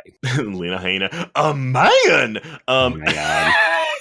Have you ever seen Problem Child 2? I feel like we've talked about this. I have not, but you like it. Sort of, not really. My husband likes it. He has made me watch it 3 times, I think, because he loves it. But Lorraine Newman, SNL like star Lorraine Newman, plays the kind of villain of the film, this like kind of prissy, like upper, like really wealthy woman who is obsessed with John Ritter. But there's this whole part where she just sees a picture of John Ritter and she's like, oh, he is an Adonis. John Ritter. I mean, John Ritter's a good looking guy, but yeah, it's like... No, I know he is, but like Adonis. Yeah. Her character's name is Lawanda Dumore, so it's no Lena Hyena, but there we go. Oh, Lena Hyena with the buck teeth and the just legs a-going. I remember being very, very confused by this character because I couldn't reconcile that she looked like Jessica Rabbit one moment and then she looked like this very cartoony character the other, but... Watching it now as an adult, I don't love the depiction of the character. Like, she's funny, but I'm also like, oh God, she's just like this man-obsessed, like, kind of imbecile. But I will say, I get a chuckle every time that he just rips out the street and rams her right into the wall because she's too dumb to deviate. And he's just like, tunes. Gets them every time. Every time. Apparently, before they named her Lena Hyena, she was just written as Toon Hag in the script. See, I don't like that. No, see, I like the word hag. It's such a weird word. It just rolls off. It doesn't really roll off the tongue. It's like you're holding it in the back of your throat. I always think of hagsploitation, so I think of like Whatever Happened to Baby Jane. Well, you know what? Maybe we'll get a hagsploitation film with Miss Lena Hyena. Maybe. Or at least a short. A man! A man! All right, so we're back to the plot. Valiant ends up going down a dark alley. We see Jessica. He thinks that she's about to shoot him, but she's actually shooting someone who's about to kill him. That is revealed to be Doom. Jessica reveals, yes, Doom is the one who's behind Acme's murder. I'm surprised that this... Well, are you a little surprised that we don't get like a big reveal? Like, oh no, Jessica's just like, nope, it's Doom. He's the one that did it all. There you go. Yeah, and we fully see him cackling as he just runs down this alley, and we realize, yeah, okay, that is Doom. Okay. There we go. But that's, again, the thing where it's like, the central mystery of Doom being behind everything, like, that to me is not the big mystery. It is the fact that he's a toon and the toon that killed his brother. Yeah, in hindsight, it is very obvious that Doom, like, of course it is him. I feel like part of it, as you said earlier, is that Jessica is that femme fatale, so it seems like she could go either way, but at this point, it's like, no. We're about to go into the climax. Let's move this story ahead. Which I appreciate it for that, because this climax is awesome. Oh, absolutely. Yeah. So from here on out, it's basically action. So they are about to get grabbed by the Weasel troop. So they end up inadvertently calling Benny, which works out fine. And Jessica kind of reveals a little bit more details. And then Doom is waiting for them when they exit out of Toontown. So he spills just a giant vat of dip across the road. Poor Benny scars his wheels. I did want to alert anybody who knows the sort of nefarious, gross history of Disney, how some of their animators like to sneak sexy things into animation. Apparently, when Benny hits the lamp and they both go flying out and Jessica kind of like scoots on her butt, in the original VHS release, apparently she was not wearing underwear. Yes, and but like, they didn't give her genitalia. It was just like her skin. Yeah, and then apparently they added in like white underwear, and then apparently they just like covered it up so you couldn't see anything for future releases. I mean, the thing is, though, like wearing that dress, I'm like, I don't like wearing underwear being practical at that point. Like, I don't like you shouldn't be wearing underwear with that. I mean, you wear a thong, Trace. Come on. Yeah, that's true, I guess. I don't frequently wear dresses. I mean, the slit in that dress is so high. It's so high. Yeah. Okay. So they end up getting taken away by Doom and the Weasels, and Benny pretends to be unconscious so that when Roger comes by with his really terrible driving skills. Awful.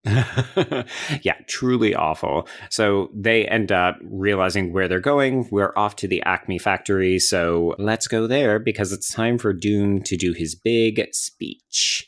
So he reveals he is the sole owner of Cloverleaf and that he has a giant vat of dip in a kind of like weaponized car with a spray cannon that he is just going to aim at Toontown and destroy it after midnight so that he can build, say it with me, Trace, a freeway.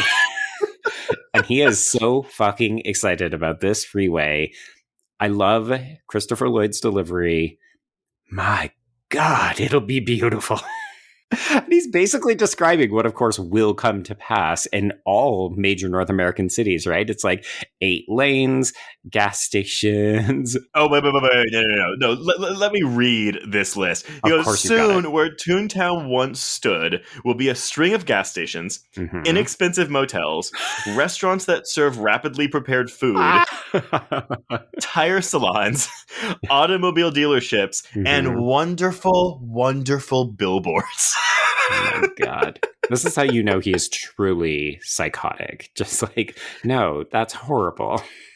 I mean, that's the joke, of course. Well, no, and that's the thing. So, Valiant's like, oh, like people are going to use the freeway when they can take the red car for a nickel, and Doom. That's when he reveals, he's like, well, that's why I bought the red car because I'm going to fucking shut it down, asshole. What do you think of that now? Well, and when you think about it, I mean, I know you love it when I bring class into the podcast, but go. If we're thinking about the Toons as a kind of racially segregated group of people who have basically been shepherded into a part of town, aka low-income housing. And then we've also got this guy who just comes in with a nefarious plan to build up and like separate and basically destroy the flow of the city by firing low-income employees like the dudes at the bar that we saw earlier, and then also deliberately deconstructing public transit, which is traditionally used by people of color and or low-income people. So Judge Doom is basically gentrification embodied. Well, also, he's also planning to genocide his own kind. So what do you make of that, Joe? Yeah, that's you queuing me up, right? I'm queuing you. So, folks, you may have gotten to this point and you're like, oh my God, okay, you've been talking about animation, you've been talking about these great performances, there's a little bit of queer sort of camp drag aesthetics in Jessica Rabbit.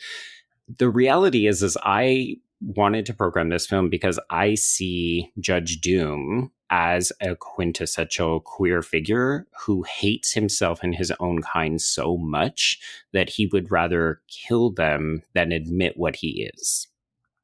Well, and it's a thing, too, because, I mean, look, you can obviously fill in any kind of other minority group for the Toons, as we've already said. But for this, if we want to do a queer reading of it, we have these very flamboyant Toons, and Doom is not. Until he gets murderous, which, I mean, we can read into Queer Killer with that as well. Sure. But he, quote-unquote, masks himself up in this drab, boring black cloak with like fucking shoulder pads on it, and he is intentionally hiding all those more flamboyant aspects about himself in order to blend in with casual society. And well, of course, I'm sure that is not what anyone was thinking when they were making this movie. I think us as queer viewers, it's easy to kind of make that read of this character. And I mean, again, it's kind of like, ugh, like he hates himself so much he's literally wanting to kill off all of them so he can make money from a freeway. Yeah, exactly. He would rather exploit his own kind. And really, like, the Toons are already so exploited. We've seen studio heads say, oh, I pay them with peanuts. Literally, Roger is threatened with not being able to work in this town ever again. Like, if you read the Toons as queer people, they're basically only valuable when we put them into certain professions and they make us money. And I was definitely like, oh, okay, you could swap out the profession and be like, oh, as long as they're vaudeville entertainers, as long as they're drag performers or something, like we like them when they They're doing the thing for us, but the minute that we don't want them anymore, they're not valuable. Yeah, they are entertainment, which, I mean, not to say that the field of entertainment is exclusively housed by queer people, but we are a lot of it. Well, and there's the interesting racial conflation too when like you go back to the club, right? Where Eddie learns that tunes can't come in. They can only perform or act as wait staff at the bar. Yes, exactly. I mean, no matter what, they I don't know if I would call them second class citizens, but there definitely seems to be some ideology there from people that are like they are less than. Absolutely. And like the climax of this film is literally breaking down the wall that silos Toontown from the rest of regular society. I mean, I definitely think the film is commenting on racial segregation, but from a queer perspective, we can definitely apply that too. Well, and I was trying to see if Judge Doom had inspired any drag queens. I mean, because we talked about Jessica Rabbit, of course, but like I was like, well, Doom is interesting because he does. I mean, again, we'll talk about it in a bit, but once his glasses come, or once his eyes pop out, I'm sorry. But no, Drag Race season 12 contestant Aiden Zane, who I actually really did like in that season, but poor girl just didn't have the budget to take her looks further. But she described her drag as, a sort of love child of Judge Doom from Roger Rabbit and the alien from the movie Species. And I was like, that is lovely. Oh my God, that's perfect.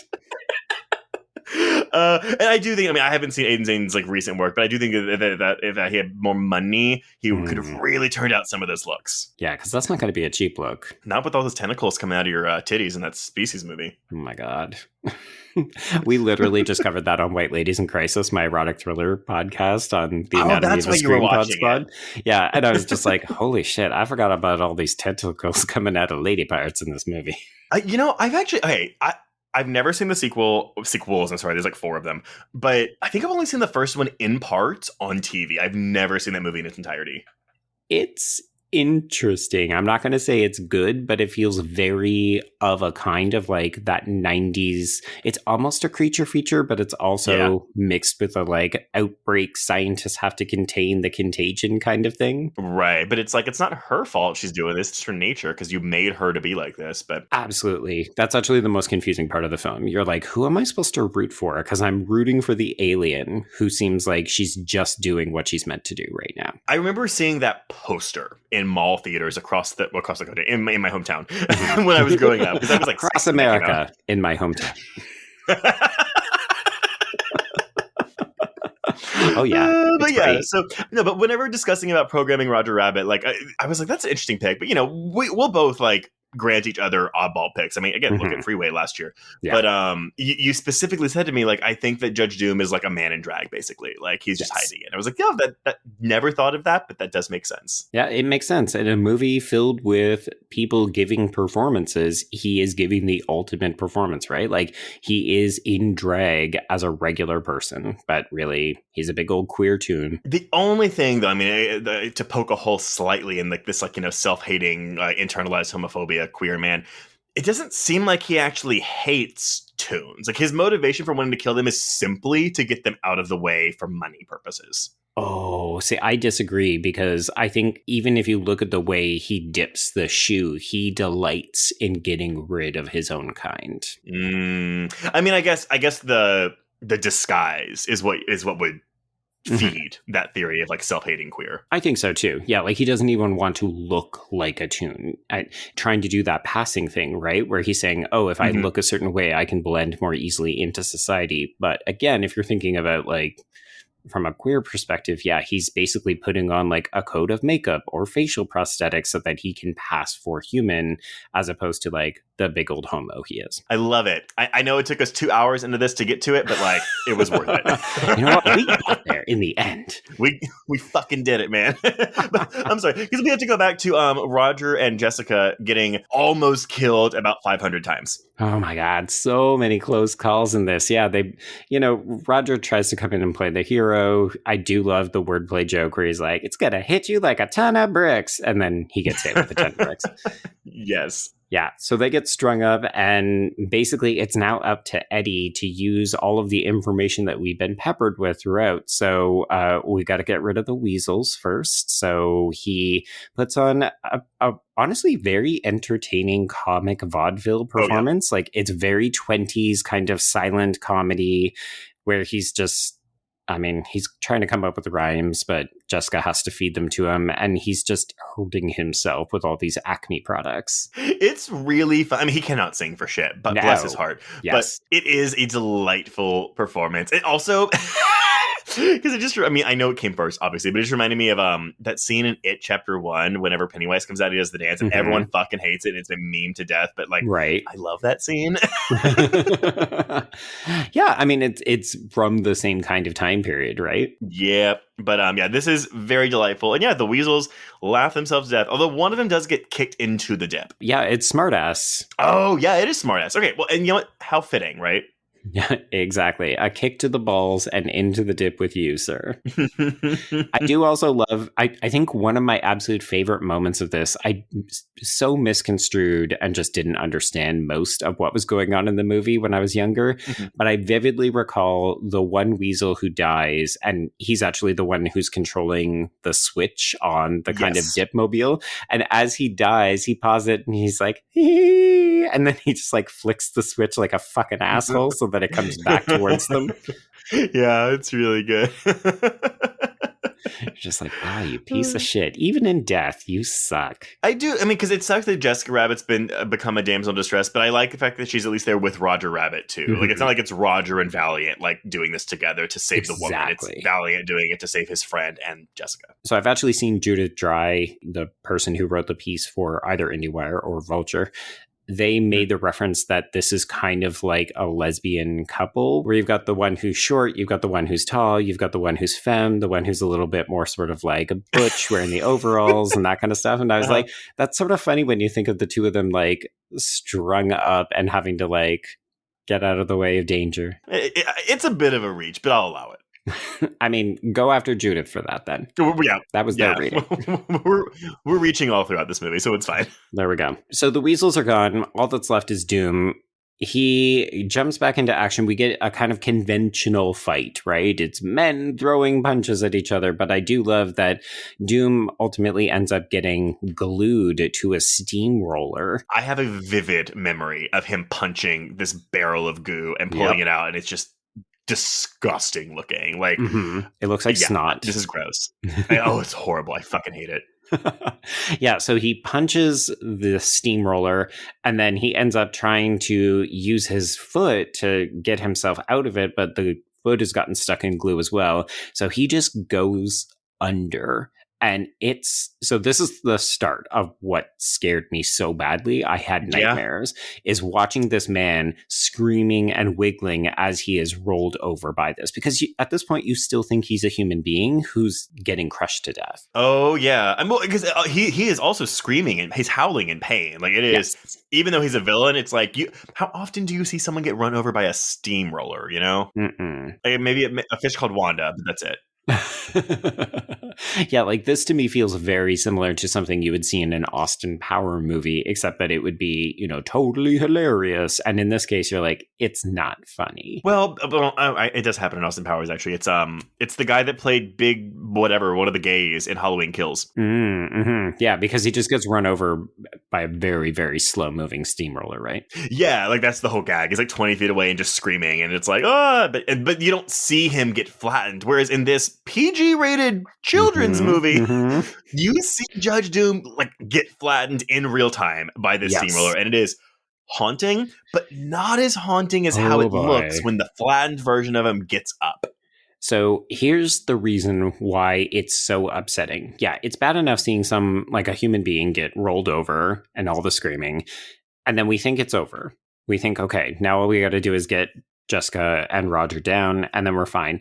And then all of a sudden, this fucking stop motion flattened version of Doom gets up, and the way that this motherfucker moves, it is God, it freaks Like, me the fuck out. And then he wobbles over to the air tank and just blows into it. And you watch the hands reinflate and you watch the feet reinflate. And then the sound of the fake eyeballs popping out. yeah. Oh, fuck. I am 33. 33? Yeah. I am 33 years old. And watching this, I almost had to look away because it's just something so unnatural. It's like, this is something that is unnatural. This is body horror. This is body horror. Yeah. And it looks so like again, this is something that shouldn't exist. I hate it. I hate it so much. I fucking love it, but I also hate it. So I know exactly what you're talking about. Yeah. So this is the big reveal, right? This is the drag reveal of Judge Doom. He doesn't have a hat anymore. He doesn't have the prosthetics or the heavy makeup. He doesn't have the eyeballs. So the eyes are, as mentioned earlier, totally red to the point where knives come out of them. I also so I know that we're not, again, they never, like, we don't know who this tune is. I almost like, I know we don't really have time for it in this movie, but I wouldn't have minded if he was like a half-finished tune that like an artist gave up drawing halfway through, and he's like just this vindictive fucking tune who again has a vendetta out against tunes. But again, like, I mean, like, where are we going to put this backstory for Judge Doom here? But I like the idea of like, yeah, like, I know there's something wrong with him, and so that he just has a vendetta to kill all the perfect tunes. I understand what you're saying, and I think visually it would look interesting to see him kind of be unfinished. I do feel like that would be a problematic read because suddenly we'd be shifting into like a villain who's disabled territory. Ooh, yeah, that's true. That's true. I mean, again, this is me like white knighting it, but I think we no. As queer viewers, we're often like, oh my God, I'm so sick of like the trans villain or the queer villain. Right. And in this case, I think a lot of disabled viewers are similarly feeling that way, where it's like, oh, it's always, something's fucking wrong with my body, so I turn homicidal, and that gets really old too. Well, and again, if we are applying a queer reading to it, then it's like we're adding just another thing to it, where it's like, not only is he queer, but he's also disabled and is mad at the world because of it. But I mean, even in those narratives, though, I mean, like, so yes, you can read it as, okay, yeah, there's something wrong with him, and so he's mad about it. But you could also turn it around to, well, society has made him feel bad about it. Sure. So it's not really his fault. But I get what you're saying. I think at the end of the day, the reason they didn't give it to, like, they didn't like label the tune. I mean, we said earlier that it was like, oh, he was the hunter that killed Bambi's mother, but they went against it. You couldn't make this any recognizable tune because it would sully the name of said tune to have them be the mastermind villain, who also gets, by the way, melted and dip at the end of the film. Like, I bet none of the rights holders were like, do that. Exactly. That's what I was just about to say, is like, which company is going to say, oh yeah, you can turn our tune into a homicidal villain who is like killing other tunes? They're going to be like, no. Okay, I've always thought it was really funny when rights owners are like that, which I guess I've never had a character of mine, so I know it's like having not like having a child, but it's like that kind of like creator product relationship thing. I would honestly, like, if someone wanted to use it, I'd be like, cool, yeah, fucking pay me. Like, I'm not the one doing it, so when people watch this, they'll be like, oh yeah, this other well, maybe they won't, but like, I wouldn't have any issue giving my characters out. It's like, yeah, fucking use him for what you want. You pay me, you use him. Yeah. I mean, again, it's alternate universe tune. Like, it's fine. Right. Whatever. Like, retain the integrity of your characters, all you rights holders. Regardless, yeah, we have no idea who this actual tune is. I kind of like the ambiguity where we have no idea. He's just fucking homicidal. And it does make him very scary because we don't know what kind of powers he has. So when his hands suddenly turn into anvils and saws, and they seem to have, like, I almost lose track of the reality or the geography, because like when the one hand turns into a saw, it seems so big. It's almost reaching the ceiling because he's cutting wires that are hanging down and stuff. Like, it's frightening because we don't understand how he works. Yeah, just the way that buzzsaw looks too. Did you not think that you were like, were they going to do this in 3D? Because he shoves that saw at the camera a lot. Oh my God. Yeah. I mean, this is after the 3D craze of the 80s and well before we would try to bring it back in the 2000s. But yeah, no, now that you're saying it, 100%. I'm sure someone floated that idea by and Zemeckis was like, no, we're already spending 14 months drawing these fucking cartoons. Oh my God. No, just absolutely not. We don't want to add anything further to this film. Oh, man. So yeah, we get like a whole second battle between Valiant and Judge Doom, but I will say the film sort of wisely understands that Judge Doom is really powerful, so this can't go on too long, but also like it's a bit exhausting at this point. Like we're ready for this dude's comeuppance. So I love that, yeah, we get Chekhov's what do I call it? A projection mallet. That's what I used in my notes. We use the portable hole too. We do, yes, to get out of the giant magnet trap earlier. Mm-hmm. I love it.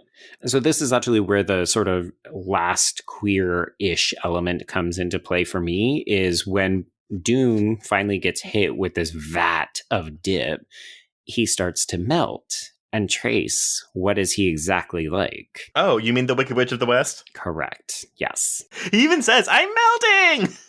Like it's so obvious you can't even miss it. But also I'm just like, oh, so you're conflating the villain of this piece with one of the most iconic female villains in maybe all of history? Entirely possible. And you know what? I am here for it. Oh, absolutely. And also, this shit is also horrifying. Oh, it's gross. It's so gross. Even the remains. So once everyone comes in and they just see the remains and like the mask that is left behind, which again, that is not something I realized when I was a kid, that he was a toon under a human suit the entire time. I just thought he was a human that had toon eyes, so therefore it made him a toon. Okay.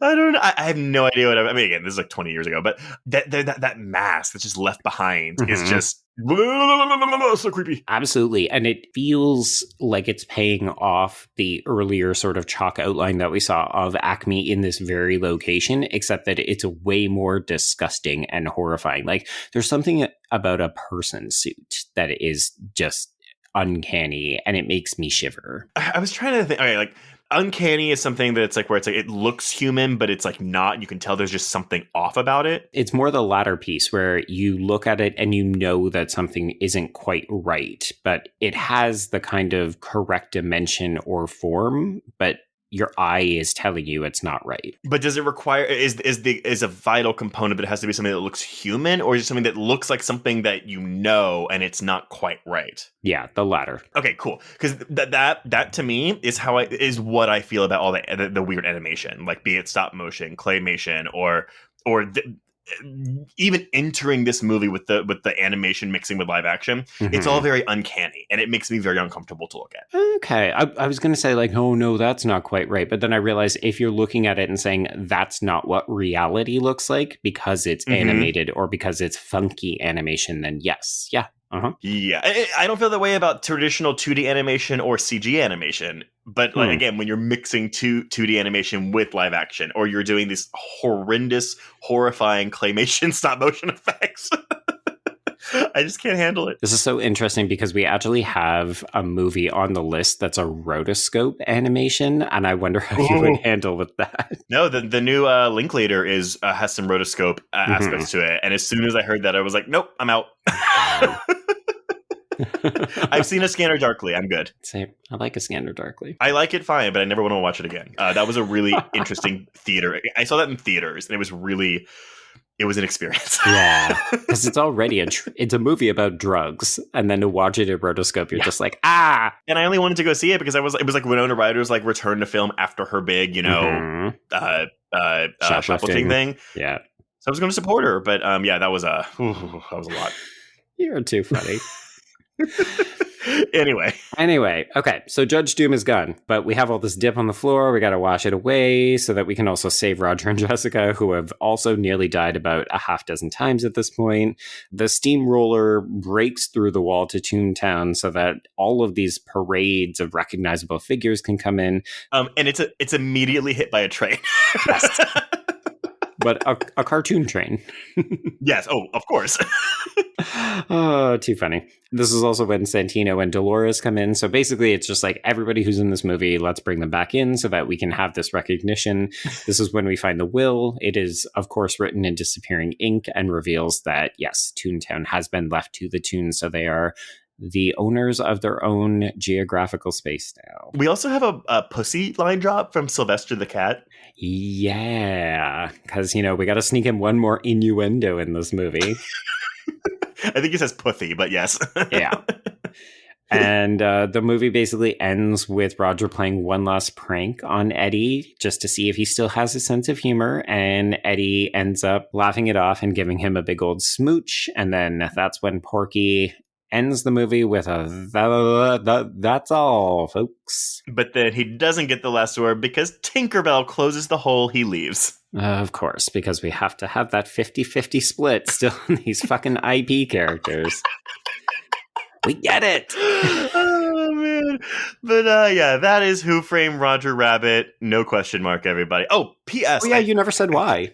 Yeah, apparently it is bad luck to put a punctuation mark, or at least specifically a question mark at the end of a film title. That's it. I was trying to think if I've ever seen another film that actually has one. I don't think I do. So yeah, it must be pretty pervasive. Off the top of my head, I don't know, but I'm sure there's one that... Well, you know what? Go see which ones are box office bombs. Right. Yeah, there's one, and it was a terrible flop, and as a result, we've never had another. Show business is so superstitious. Apparently so, yeah. But yeah, that is Who Framed Roger Rabbit, everybody. So I know, final thoughts, Joe?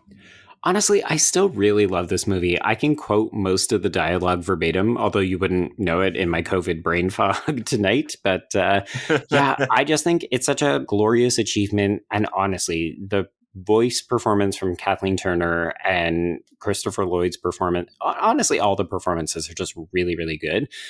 I appreciate that it's not always for everybody if you don't love them film noir or the intersection of animation and live action. But overall, yeah, this is a childhood staple, holds up. Still love it. Yeah. At the end of the day, I mean, it's still not a movie I'm going to revisit often, but I am really glad that I got to revisit it and watch it with adult eyes and honestly, film critic eyes. I probably wouldn't have appreciated it like this 10 years ago. Right. And so I can really, really, really appreciate the craft. And again, like that script is just very, very smart. Yes. So while my eyes still have trouble with some of the live action animation intersection, I can still very much appreciate this film for what it is. And I do. So thank you for making me revisit it, Joe. Yay! But all right, everyone. Well, before we announce what we're covering next week, if you want to get in touch with us, you can reach us on Twitter and Instagram at Horror Queers. Join our Facebook Horror Queers group to hang out with other listeners. Find us on Letterboxd, keep track of all the films we've covered. Go to our YouTube channel to watch interviews, monthly hangouts, and a bunch of other fun stuff that we're always trying to throw a bunch of stuff on that YouTube channel. So go check it out and give us some views. That's what those are, right? Views? Yeah, for sure. If you have a moment, please rate and review us on Apple Podcasts or Spotify. And if you want even more content, please support the show by becoming a patron at patreon.com/horrorqueers. We're almost done with April, so if you subscribe now, you can still get our episodes on Adrienne Lynn's Return to the Erotic Thriller with Deep Water, Midnight, in which a deaf woman is stalked by a serial killer, Robert Eggers' The Northman, and a special 10th anniversary minisode on Joseph Kahn's Detention. And of course, our audio commentary for the month is on Anaconda for its 25th anniversary. And yes, all of our audio commentaries this year will be anniversary focused. Just to make us feel old. Yeah. Yes, exactly. But Joe, what are we talking about next week? Yeah, so we're going to close out the month by sticking to some genre intersection weirdness. So we're going to dip our toes into the realm of science fiction horror trace. And we're actually going to go international for this one to a country we've never been to before. So we're going to check out Mexican science fiction horror film The Untamed from 2016. I know you've told me what this is, but I have no idea what this is, and I have no idea what it's about. Yeah, I only know about it because I saw a couple of reviews that talk about how it deals with like homophobia and masculinity in interesting ways, but we might expect some icky, gooey creature stuff. Well, that already has me hard, so good for that. And until next week, and whatever that is, y'all, we can cross out Who Framed Roger Rabbit. Indeed, and cross out Horror Queers.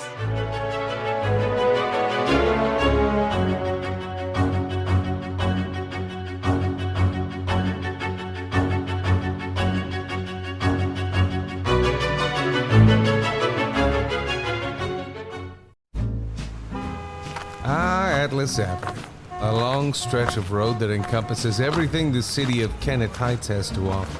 Neon lights, traffic, crime, the hustle and bustle of everyday life, and the craziest of characters.